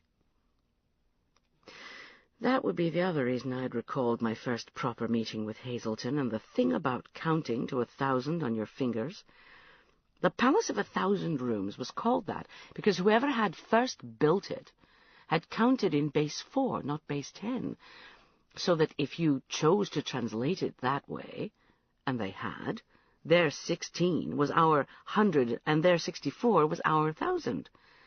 So the palace had been built with 64 rooms, except the 3 rooms had dropped off during an earthquake in the 1950s and they hadn't got round to replacing them yet. Different bases. That must be the explanation. That was why I'd had that dream memory of dinner in Berlin, the week the wall came down. Only it still wasn't. In all my billions of neurons and synaptic connections, it seemed like it only took a few determined troublemakers to distract me from the sort of things I ought to be thinking about, like whether to tell my beloved he was being cuckolded, or whether I should abandon my brilliant career and move to Thulan. What, was I mad? Think around the problem. Don't call Stephen, call his missus. Call Mrs. B. Tell her you know. No, call her, or have somebody else call her, anonymously, and let her know only that somebody knows. Bring things to a head that way. Maybe she'd confess all. Yes, and then Stephen, just, gee, a big soft galoot, forgives her, and heck, if their relationship doesn't, gather strength from the experience. I could see that. Or maybe she'd leave him. I could see that, too. Maybe she'd leave him and take the children. Maybe she'd leave him and take the children and leave the poor gorgeous sap with nobody to turn to. But wait, who's that in the background? Yes, her, the attractive 38-year-old blonde. Oh, but looks younger, with the Scottish Bay Area accent. Well, heck, a girl could dream. Shit, none of this was getting me anywhere. And I wasn't even sleepy anymore. Tired, yes, but not sleepy. I felt for the flashlight again. I switched it on, let the beam travel around the room while I took in where everything was, then switched it off again. I pulled on my socks, trousers, and jumper, stuck my head under the covers. The warm air smelled muskily, pleasantly of perfume and me. I took a few steps, then jumped out of bed, putting the covers back. I felt my way to the window. I pulled back the thick quilted drapes, folded the creaking wooden shutters to each side, and opened the wooden-framed windows with their bottle-bottom panes. No moon, but no clouds either. The town's roofs, the river valley, crumpled foothills and crowding mountains were lit by starlight, with 8,500 feet less atmosphere in the way to filter it than I was used to. I couldn't see any other lights at all. A dog barked faintly somewhere in the distance. A breeze flowed into the room like cold water. I stuck my hands into my armpits and suddenly remembered that when I was a little girl we used to call our armpits our oxters, and leaned forward, sticking my head out into the view. What little of my breath the altitude hadn't already taken was removed by the sight of that darkly starlit gulf of rock and snow. I stayed like that until I started to shiver, then shut everything up with numbed fingers and crawled back into bed, keeping my head under the covers to warm it up again. I shivered in the darkness. The capital city, and not a single artificial light. Tommy Cholongai had given me an encrypted CD-ROM with details of what the business was planning for Thulan. There would be another all-year road to India, a university and a modern, well-equipped hospital in Thun, and schools and clinics in the regional capitals. We'd build a dam in the mountains behind Thun that would provide hydropower and control the waters that washed over the broad, gravelly valley I'd seen from the airstrip, allowing the waters there to be channeled to one side so that a bigger airport could be built, one that would take jets, big jets. During the summer months, the hydroplant would produce much more electricity than Thun would need. The surplus would be used to power giant pumps, which would force specially salinated water into a huge cavern hollowed out in a mountain high above the dam. The idea was that this water wouldn't freeze, and in the winter, when the main hydroplant was useless, this saline solution would flow down through another set of turbines and into another dam, so that Thun would have power all year round. All power lines would be underground wherever possible, a minimum of disfiguring poles and wires. Also on offer was a network of tarmac roads connecting the capital with the main towns, plus streetlights, a water treatment plant, drains and a sewage works for Thun initially, with similar improvements scheduled for the regions later. The plan was to skip conventional wire or terrestrial microwave telephony entirely and go straight to satellite phones for every village and every important person. The footprints of various satellites we controlled would be adjusted to take in Thulan and so provide additional digital web and TV-based information and entertainment channels for those who wanted them. Then there was the stuff the business intended just for itself. A whole network of tunnels and caverns in Mount Jupala, 7,334 meters, a few kilometers northeast of Thun in the next valley. That was where, if possible, the PWR would go. Ah, yes, the PWR. At no point in the CD-ROM was that particular acronym explained. Even in a CD-ROM that had serious encryption, ran to maybe a dozen copies in the world, and was restricted rigidly to those who needed to know, it seemed we didn't want to spell out the words pressurized water reactor. This was the Westinghouse unit we'd bought from the Pakistanis and had mothballed. There was some serious engineering involved in all this. Basically, we'd be turning quite a lot of Mount Jupala into something resembling a Swiss cheese. A hand-picked team of our own engineers and surveyors, armed with everything from rock hammers to magnetic and gravitometric arrays, had already probed, drilled, sampled, analyzed, shaken, mapped, and measured the mountain to within a millimeter of its life. Only we knew it was 3.5 meters higher than the guidebooks and atlases said. The CD held several impressive sets of plans drawn up by some of the world's foremost engineering firms, each of whom had carried out feasibility studies on turning this vast lump of rock into a small, self-contained city. None of whom, however, had been told where this mountain actually was. It was a big job.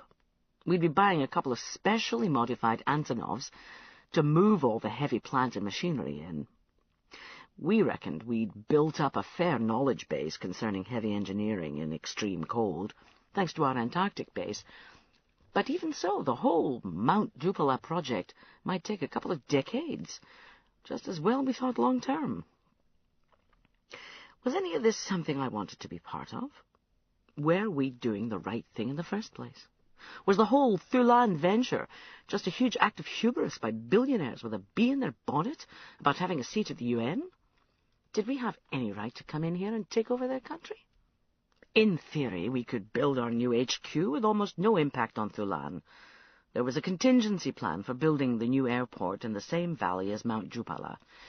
It would mean levelling off a smaller mountain, but it was less than had been done for the new Hong Kong airport, and we could afford it. Doing all we could do, undertaking every improvement we were prepared to offer, would change the entire country, and especially Thun, probably forever, which sounded terrible given how beautiful and unspoilt it was, and how happy the people seemed to be. But then you looked at the infant mortality rate, the life expectancy figures and the numbers who emigrated. If we only offered these changes/improvements rather than imposed them, how could it be wrong? I had no idea. At the very least, before I decided anything, I needed a while here, just to start getting the feel of the place. This process was due to start tomorrow, with a visit to the apparently fearsomely weird Queen Mother, in her own palace, further up the valley. Legend had it she hadn't left her bed for the last 26 years. I curled up under the weight of the bedclothes and cupped my still cold hands, rubbing them and blowing into them and wondering why staying in bed for as long as humanly possible was considered even remotely weird in Thulan.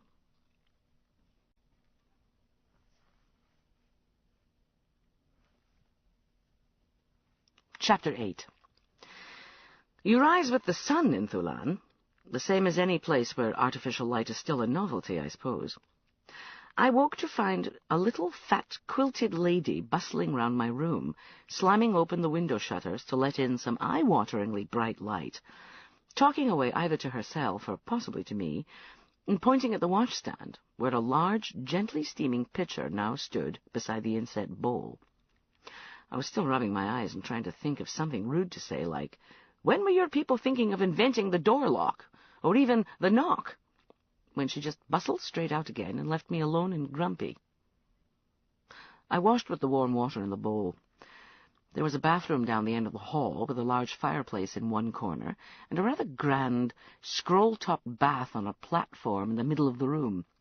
But it took a lot of water pitchers to fill it, and the palace servants clearly required advance notice to organize both the fire and the water.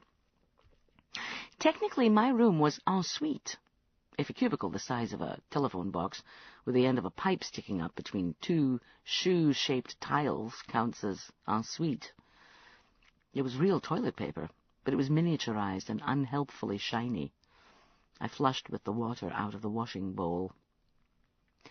Breakfast was served in the room by my little fat quilted lady, who arrived talked as she plunked down the plates and jugs, and kept talking as she nodded to me and left. I could hear her talking all the way down the hall. Maybe it was a religious thing, I thought, the opposite of a vow of silence. Breakfast consisted of stiff fried pancakes and a bowl of watery porridge. I tried a little of each, recalled the variety of mono-taste beige food from the evening before, and was reminded that managing my weight, and indeed even losing quite a few pounds in a matter of days, had proved remarkably easy the last time I'd visited Thulan. "Her Royal Highness is looking forward to meeting you." "Is she? That's nice." I grabbed a strap and hung on. Thulan had cars before it had roads. Somehow, this came as no surprise. Well, it had a car, if not in the plural. A 1919 Rolls-Royce Silver Wraith, purchased in India by the prince's great-grandfather when he was king. It had been dismantled and carried across the mountain paths by teams of Sherpas and eventually reassembled in Thulan the following summer. There was, however, nowhere to drive it, a point which had perhaps escaped the then-king when he'd made the purchase. At the time, a main road in Thulan consisted of a boulder-strewn pathlet wandering along the side of a steep hill, with broader bits every now and again, where two heavily laden porters or yaks could pass without one knocking the other off the cliff, while the principal street in Thun was basically a shallow V between the randomly sized and sited buildings, with a stream-cum-sewer in the bottom, and lots of little paths strung out along the sides. As a result, the roller sat within the main courtyard of the palace for 5 years, where it was just about possible to run it in a figure of 8, providing the wheel was kept at full lock the whole time, and the transition from left to right, or vice versa, was accomplished without undue delay. Hours of fun for the royal children. Meanwhile, a road of sorts was constructed from the floor of the valley, where most of the farms were, through Thun, and on up to the glacier foot, where the old palace and the more important monasteries clung like particularly determined limpets to the cliffs. I was in that car, on that road, now.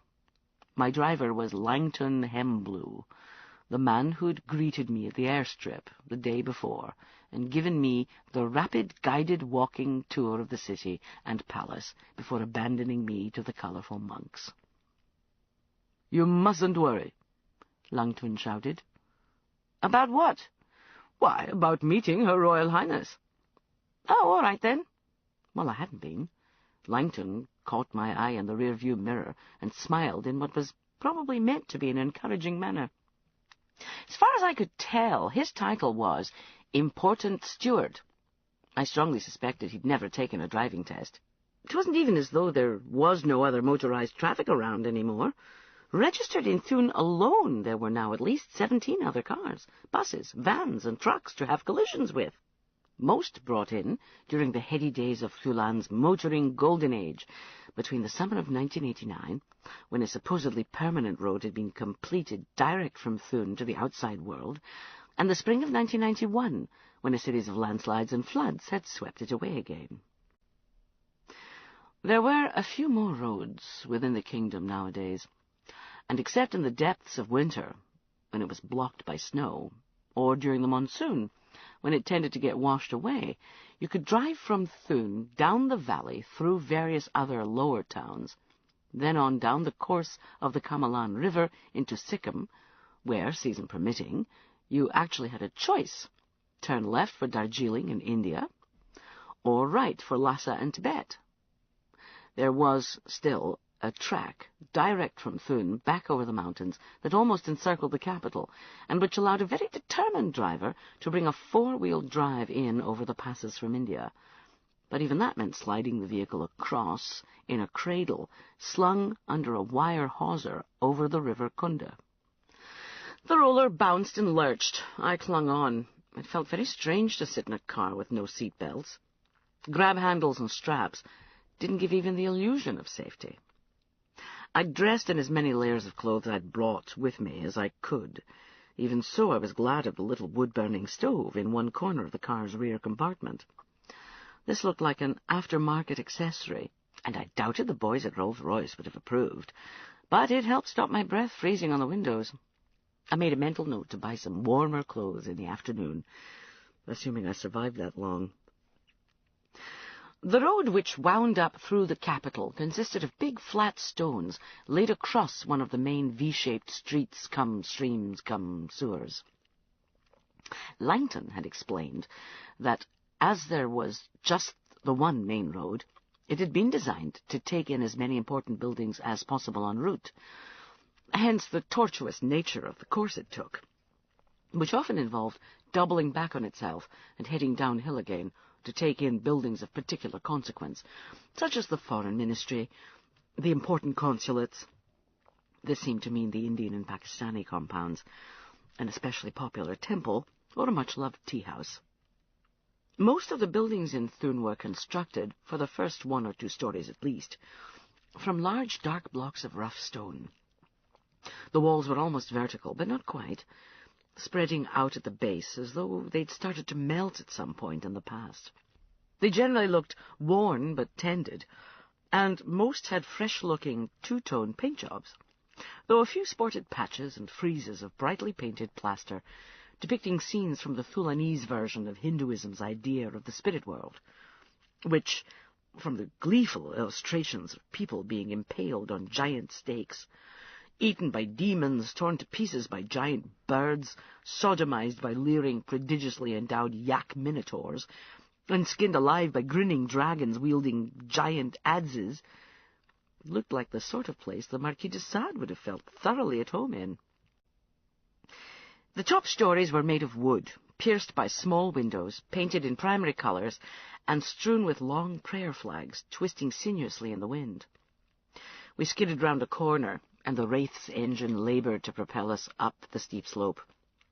People ambled or jumped out of the way, depending on how soon they heard us coming, as we rumbled and bounced across the uneven flagstones. "Oh, I have your book," Langton said. "Please, here." "What book?" I reached out to the opening in the glass partition and accepted a small dog-eared paperback with a 2-color cover. "The book you left on your last visit." "Oh, yes. A Guide to Thulan," the cover said. I'd picked it up in Dhaka Airport 4 years earlier, and vaguely recalled leaving it in my room, in the Grand Imperial Tea Room and Resting House, a sort of deglorified youth hostel, which had been my base the last time I'd been here. I remembered thinking at the time that I'd never encountered a book with so many misprints, mistakes, and misspellings. As quickly as I could, without taking my gloves off, I flicked to the work's notoriously unreliable Top Tips and Handy Phrases section, and looked up the Thulanese for thank you. "Kum Tao," I said. "Gumpo," Langton said with a big smile. I had the worrying feeling that this was the 6th Marx brother, but it turned out to mean you're welcome. We cleared the city. The road stopped twisting wildly at random and started twisting wildly at regular intervals, zigzagging steeply up the boulder-littered side of the mountain. Dotted along the roadside amongst the houses were more tall masts, prayer flags, squat stone bell-shaped stupas, and thin wooden prayer windmills, their sails painted with dense passages of holy script. The houses themselves were sporadically spaced, turf-roofed, and from a distance easily mistaken for piles of stones. People walking downhill under dripping, small but heavy-looking packs, or trudging uphill under huge and heavy-looking bundles of wood or dung, stopped and waved at us. I waved back cheerfully. "Do you yet know how long you will be staying with us, Miss Tellman?" Langton shouted back. "I'm still not sure. Probably just a few days." "Only a few days?" "Yes." "Oh, dear. But then you might not meet the prince." "Really? Oh, what a shame. Why? When is he due back?" "Not for a week or thereabouts, I am told." "Oh, well, not to worry, eh?" "He will be most disappointed, I'm sure." "Really? You cannot stay any longer?" "I doubt it." "That is a shame. I suspect he cannot come home any earlier. He has been away on business, looking after all our interests." "Is he now?" "Yes, I understand he has said that soon we may all start to benefit from greater outside investment. That will be good, will it not?" "I dare say. Though, of course, he is in Paris, or some such French place. We must hope he does not gamble it all away." "Is the prince a gambler?" I asked. I'd watched him at the blackjack table in Bliss Crag. If he was a gambler, he wasn't a very good one. "Oh, no," Langton said, and took both hands off the steering wheel to wave them as he looked back at me. "I was making a joke. Our prince enjoys himself, but he is most responsible." "Yes, good." I sat back in my seat. Well, not a despot, then. The road grew tired with making wild zigzags up an increasingly steep slope and struck out ambitiously along a notch cut in a vertical cliff. 100 meters below, the river lay frozen in the bottom of the gorge like a giant icicle fallen and shattered amongst the sharp black rocks. Langton didn't seem to have noticed the transition from a steep but ordinary road to a slot in a cliff. He kept trying to catch my eye in the rearview mirror. "We have been hoping that one day the prince would come back from Paris with a lady who might become his new wife," he told me. "No luck yet." I looked away, hoping this might encourage him to return his attention to the business of keeping the car on the narrow road. The view down into the chasm was not an encouraging one. "None whatsoever. There was a princess from Bhutan he seemed most sweet upon a few years ago, they say, but she married a tax consulting gentleman from Los Angeles, USA. Smart girl. "Oh, I do not think so. She could have been a queen." I rubbed the red tip of my nose with one gloved hand and looked in my guidebook for the word for frostbite. The old palace canted out over a deep, ice-choked gorge a mile down from the glacier foot. Its haphazard jumble of off-white, black-windowed buildings, supported from beneath by a half-dozen enormous charcoal-dark timbers, each the size of a giant redwood. Together they splayed out from a single, jagged spur of rock far below, so that the whole ramshackle edifice looked like a pile of ivory dice clutched in a gigantic ebony hand. This was where the Dowager Queen lived, the prince's mother. Even higher up the mountainside, at the head of tumultuously zigzag paths, monasteries lay straggled across the precipitous slopes in long, encrusted lines of brightly painted buildings. We passed a few groups of saffron-robed monks on the road. They stopped and looked at the car. Some bowed, and I bowed back. Langton parked the car in a dusty courtyard. A couple of small Fulanese ladies-in-waiting in dramatic carmine robes met us at the doors and led us into the dark spaces of the palace, through clouds of incense, to the old throne room. "You will remember to address the Queen as Mum or Your Royal Highness, won't you?" Langton whispered to me as we approached. "Don't worry." Guarding the doors was a massively rotund Chinese man who wore camouflaged black-grey-white army fatigues and a jacket made of what looked like yak fur. He was sitting in a chair reading a manga comic when we approached. He looked up and rose carefully, taking a pair of minuscule glasses off his nose and leaving the comic open on his seat.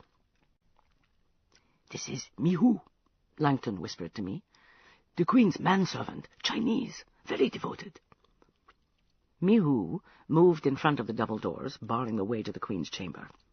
The two ladies-in-waiting bowed and spoke to him in slower-than-normal Fulanese, while gesturing at me. He nodded and opened the doors.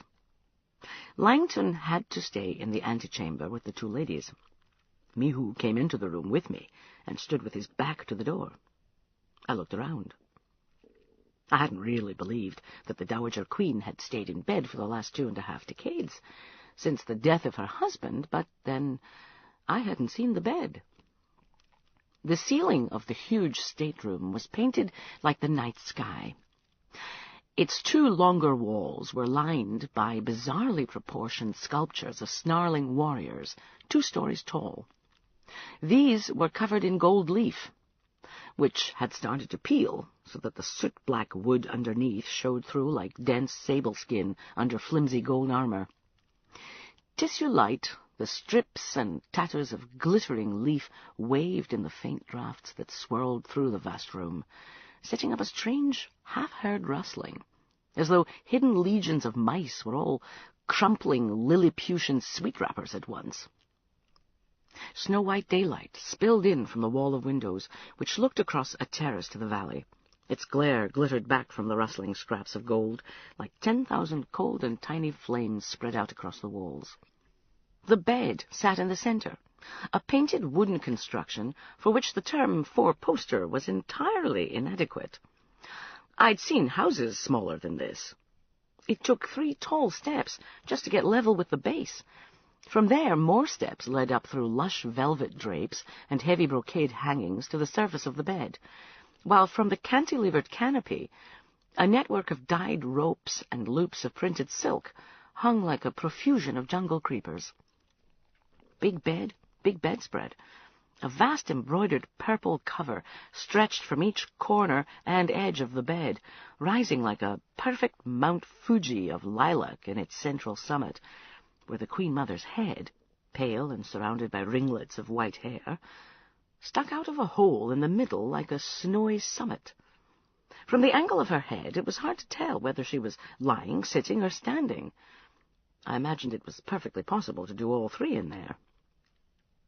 According to Langton, the Queen Mother didn't even have to stay inside if she didn't want to. The whole bed was mounted on trolley wheels running on rails leading to the tall, wide set of double doors set in the west-facing wall of windows, beyond which lay the wide balcony with the view over the valley below. Trundling the whole apparatus out to the sunlight would be a task for Mew, I imagined. With the bed out there and the bed's canopy rolled back, the old lady could get a breath of fresh air and take the sun. There was nowhere to sit, so I stood facing the foot of the bed. The little snowball head, about a metre higher than me in the centre of the bed, spoke. "Miss Chelman?"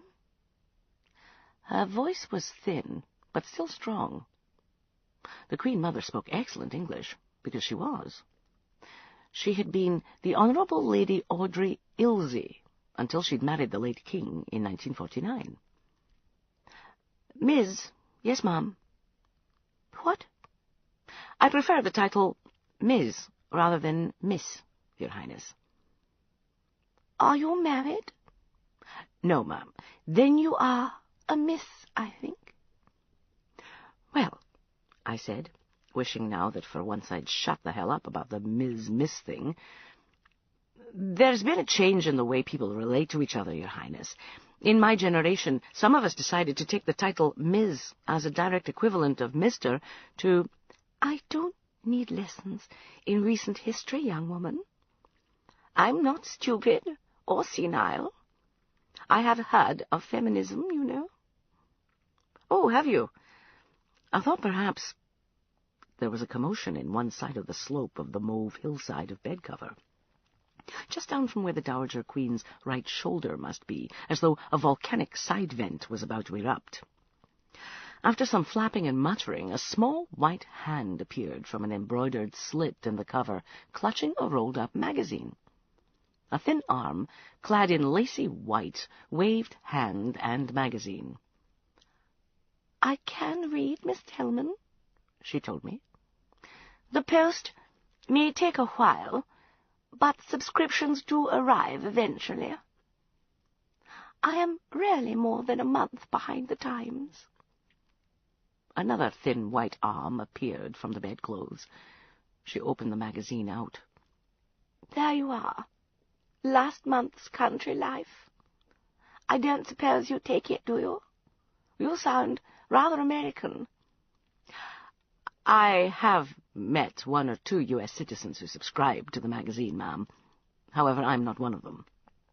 "So, you are American?" "I am British, Scottish, by birth. I have dual British-U.S. nationality." "I see. Well, I don't see, really. I don't see how one can be of dual nationality apart from purely legally." Both arms and the magazine disappeared under the covers again. "I mean to say, who are you loyal to?" "Loyal to, Your Highness?" "Yes. Are you loyal to the Queen, or to the American flag? Or are you one of these absurd Scottish nationalists?" "I'm more of an internationalist, ma'am." "And what's that supposed to mean?" "It means my loyalties are contingent, Your Highness." "Contingent?" She blinked rapidly, looking confused. "Upon what?" "Behaviour, ma'am. I've always thought that believing in one's country, right or wrong, was, at best, sadly misguided." "Oh, you have you?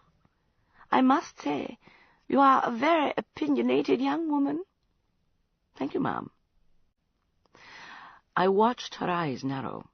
One arm reappeared with a pair of glasses, through which she surveyed me. "Come closer," she said, then added, "if you please." I stepped up to the base of the giant bed. There was a strong smell of incense and mothballs. The fluttering scraps of gold leaf on the walls set up a distracting shimmer on either side. The Queen brought out a white handkerchief and polished her glasses with it. "You have met my son?" "Yes, ma'am." "What do you think of him?" "I think he's a credit to you, Your Highness. He is charming and responsible." "Responsible? Either you know nothing, or you're one of the useless ones, one of the lying ones, the ones that say what they think I want to hear." "Perhaps you're confusing lying with politeness, ma'am." "What?" Well, I don't really know your son all that well, Your Highness. As far as I can tell, he seems a gentleman. Well-bred, polite. Oh, and a very good dancer. Great poise, and extremely light on his feet. The Queen's brows furrowed at this, so I didn't continue with the topic. He seems sad sometimes, and he is a little flirtatious, perhaps, but not rudely or aggressively so.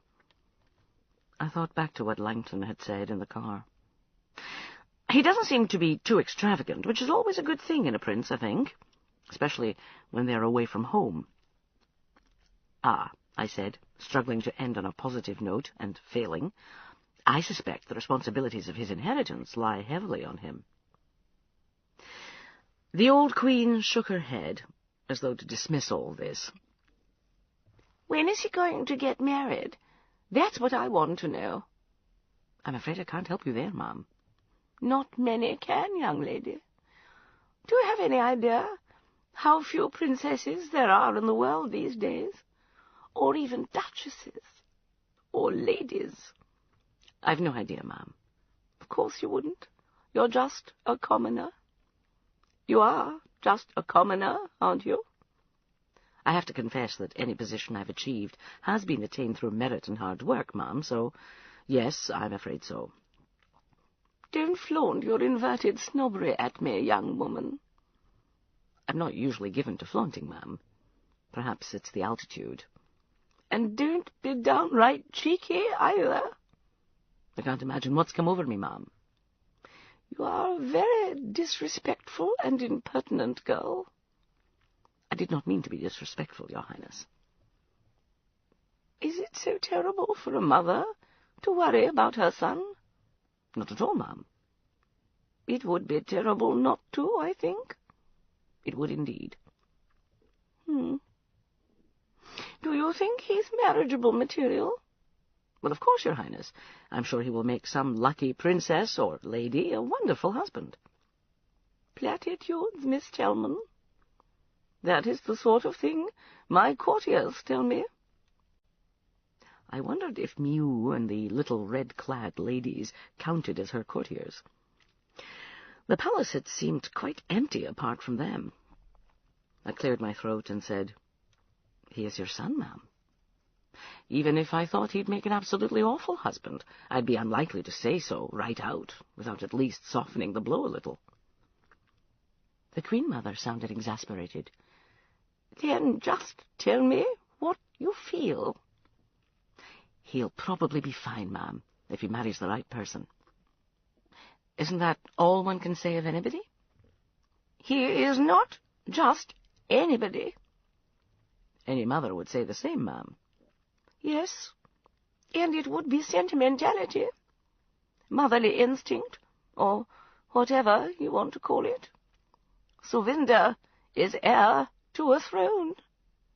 Your Highness, I'm not sure how much help I can really be to you in this. I'm not married, I don't expect to marry, and so I don't tend to think in those terms. Plus, I don't know your son or the international royal matrimony circuit well enough to comment. The Queen put her glasses away again. Why are you here, Miss Telman? I thought I'd been summoned, Your Highness. I meant here in Thulan, you idiot. Then she sighed, and her eyelids fluttered closed for a moment. I beg your pardon, Miss Telman. I should not have called you an idiot. Do forgive me. Of course, ma'am. I am here in Thulan to decide whether I ought to accept a post which will mean coming here to live. Yes. You are one of these mysterious business people my son talks about in such admiring tones. Who are you, really? Are you the mafia? I smiled. No, ma'am. We are a commercial concern, not a criminal one. My son says that you want to invest what sounds to me like most unlikely amounts of money in our country. What's in it for you? We'd like to use Thulan as a sort of base, Your Highness, I said, trying to choose my words with care. We'd hope that we might be welcomed by your people, and that some of us might become citizens. There would be more trade and more dealings in general with other countries, thanks to the improvements and investments we'd like to offer. And so we hope, and we think, it would be appropriate that some of us might be allowed certain diplomatic posts so that we could represent Thulan abroad. You're not backed by those bloody Chinese, are you? I wondered if Miu, still standing by the door, understood English. No, ma'am. We're not backed by anybody, in the way I think you mean. If anything, I thought we were the ones who tended to do the backing. Well, it all sounds jolly fishy to me. We mean only to help Thulan, Your Highness. The improvements to the infrastructure and so on would be offered, not... Family, faith, farms, and fealty, the Dowager Queen said, releasing one arm to wag a finger at me. I beg your pardon, ma'am. You heard? That's what matters to these people. Those 4 things, nothing else. Everything else is relevant. Well, perhaps better water supplies, a few more primary schools, more primary health care, too, and... They have water. No one dies of thirst. They have all the education they need. Do you need a degree to walk behind a plough? No. And health? It will always be hard to live here. It's no place for the weak. We all have to die, young woman. Better to work hard, accept the consolation of one's faith, and then go quickly. All this hanging around's just vulgar. People are so greedy these days. Accept your lot, and don't insist on extending the misery of those who would be better off dead. There. That's what I believe. Oh, and you needn't try to hide your feelings. I know what you're thinking. Well, for your information, I've not seen a doctor since I took to my bed, and I will not in the future, no matter what. I've been waiting to die for 1/4 of a century, Miss Telman.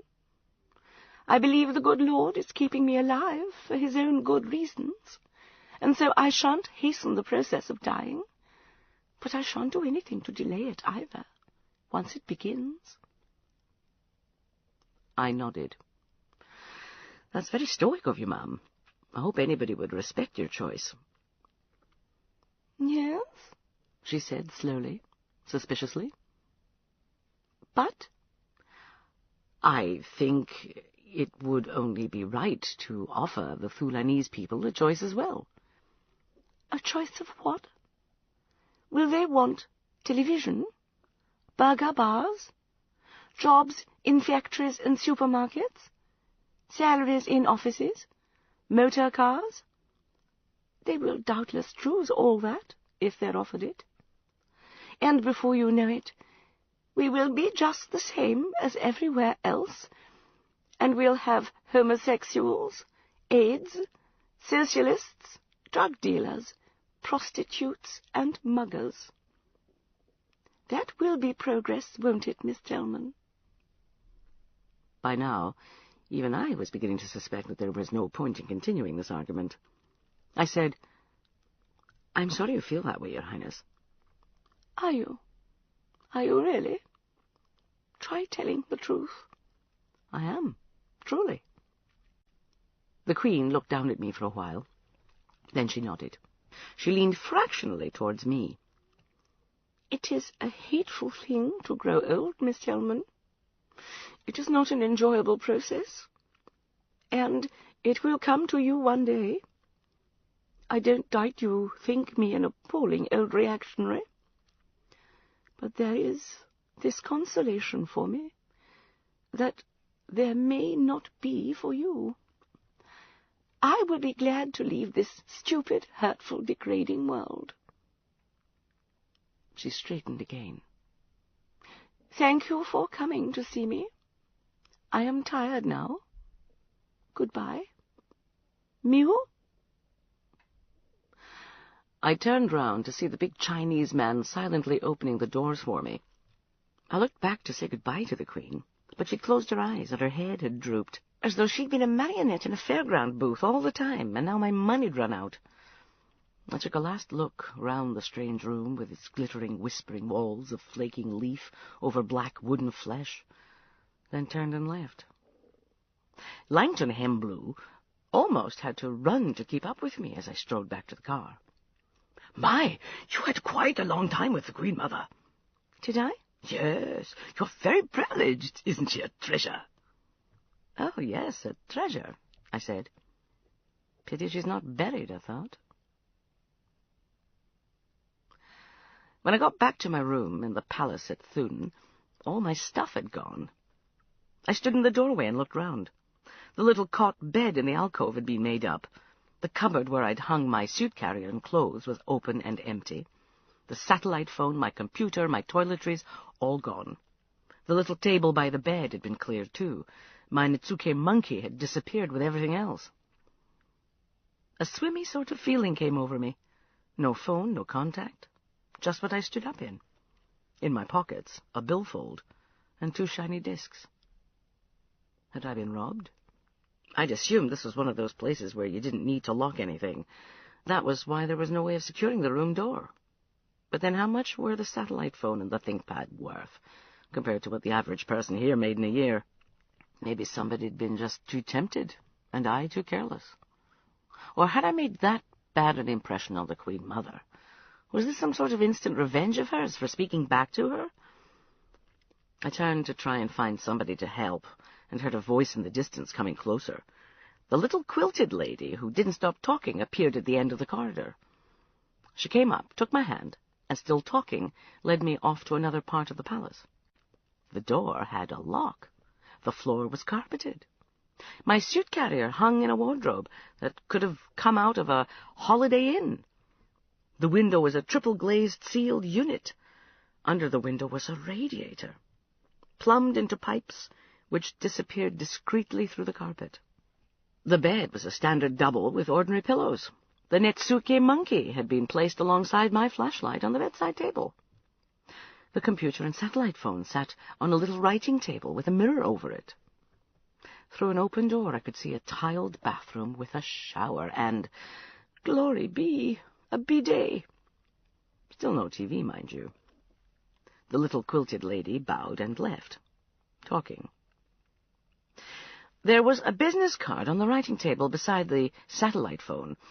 Joshua Levittson, Honorary U.S. Consul, would like to meet me tomorrow. He suggested breakfasting at the Heavenly Luck Tea House at 8. I went to the window. Same view, a story higher. The room was warm. A faint thermal was drifting up from the radiator. I turned it off and tilted the heavy window open.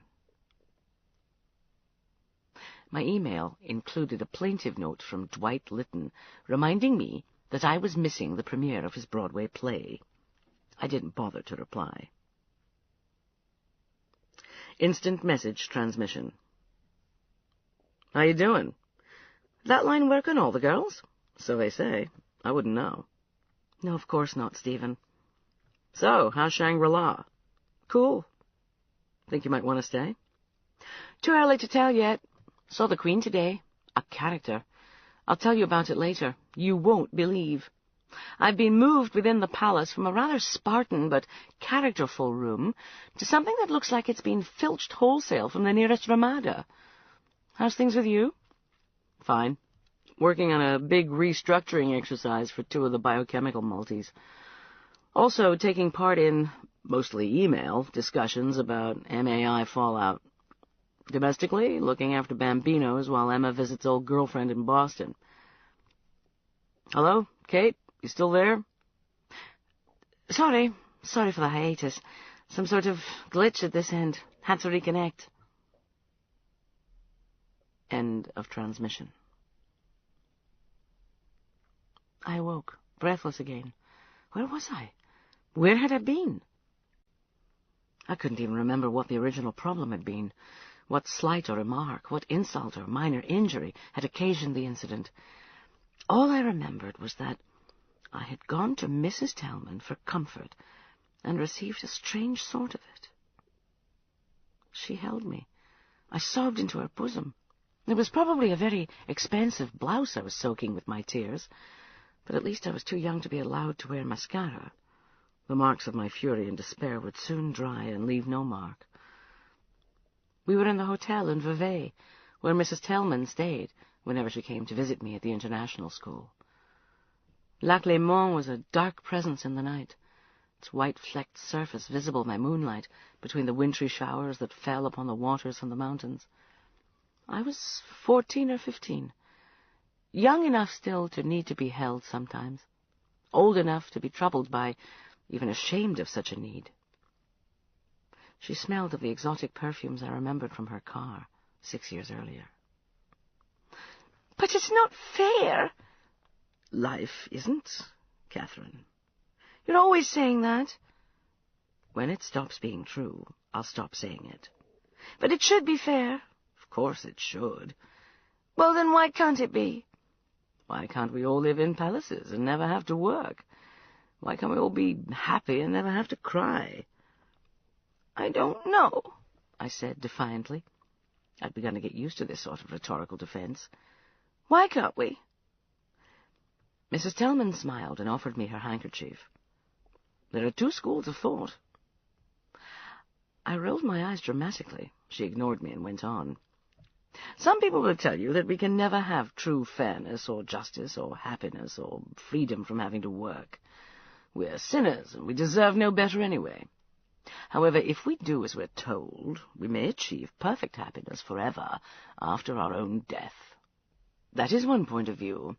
Another is that we may begin to attain all those goals in this world if we apply ourselves, even if the final fulfillment of those dreams will certainly take place after our own death.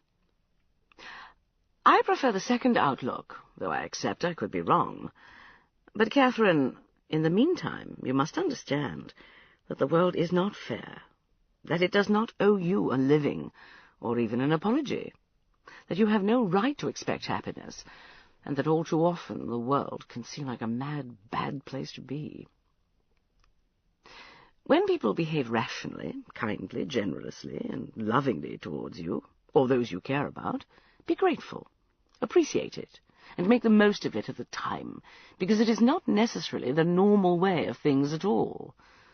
Reason, kindness, generosity, and love can seem like very rare resources indeed, so make the most of them while they're around. I just don't know why people have to be horrible to other people. Catherine, unless you're a saint, you must know. But I don't. You mean you've never been horrible to anyone? Never teased other girls? Never been unkind? Never been secretly delighted when something bad happened to someone you don't like? Or are you going to tell me there's nobody you don't like? But they're horrible to me first.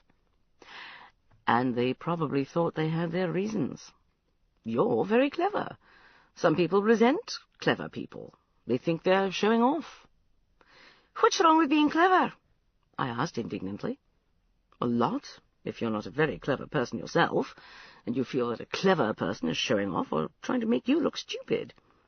It's like a strong person showing off how strong they are.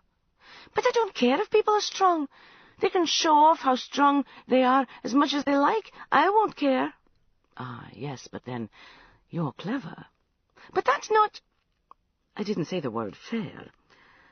I balled the handkerchief she had given me in my hand and thudded my head against her chest again. That's not right, I said lamely. It's right to them. She held me and patted me on the back. And that's all that matters. To themselves, people are usually right. I felt for the bedside table. I was in Thulan, in Thun, in the royal palace. I found the little monkey and rubbed it between my fingers.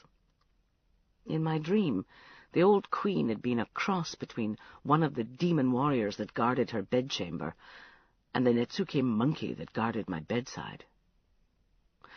There was some sort of fading thing about monkey guards my subconscious had probably filched from the Wizard of Oz, but it was all already pretty vague and strange and just not of this world. In my dream, I'd been trapped inside a dark, cold palace carved within a mountain. It was full of smoke, and I'd been stumbling around trying to find the queen. But then I'd been chased through the fume-filled halls by something, or a lot of somethings. I could hear them whispering, but I couldn't make out what they were saying because somebody'd pulled out half their teeth. They kept the removed teeth in little pouches on their belts, where the teeth clicked and rattled in a jittery accompaniment to their lisping voices. Whatever they were, I knew that if they touched me, there was something in their touch, in their sweat, that would burn and burrow down to my bones and poison me and make me one of them. Dark wraiths of pain consigned to wander the hollowed-out palace forever. They could run faster than me, but there was some sort of rule or some sort of effect or gift that I had that meant they couldn't bear the gaze of my eyes, and so I had to run backwards, keeping them always one corner or room or corridor or door behind. And running backwards had been slow and difficult and scary, because I couldn't be sure that there weren't any of them behind me too, lying in wait for me to run backwards into them. And so I had to keep glancing over my shoulder to make certain, and that gave the ones I was running away from in the first place a chance to catch up. All the time I kept shouting, "It's not fair, it's not fair, it's not fair," while my feet clattered in the silence of the shadowy halls. The dream ended, unresolved, before they could catch me or I could finally make my escape to the world outside. I awoke remembering my meeting with the Queen and the words of Mrs. Tellman, and needing to touch the little monkey, which was my guardian, just to know that it was what it was. Something inanimate and fixed and incapable of malice or love, but if anything, something on my side as well as by it.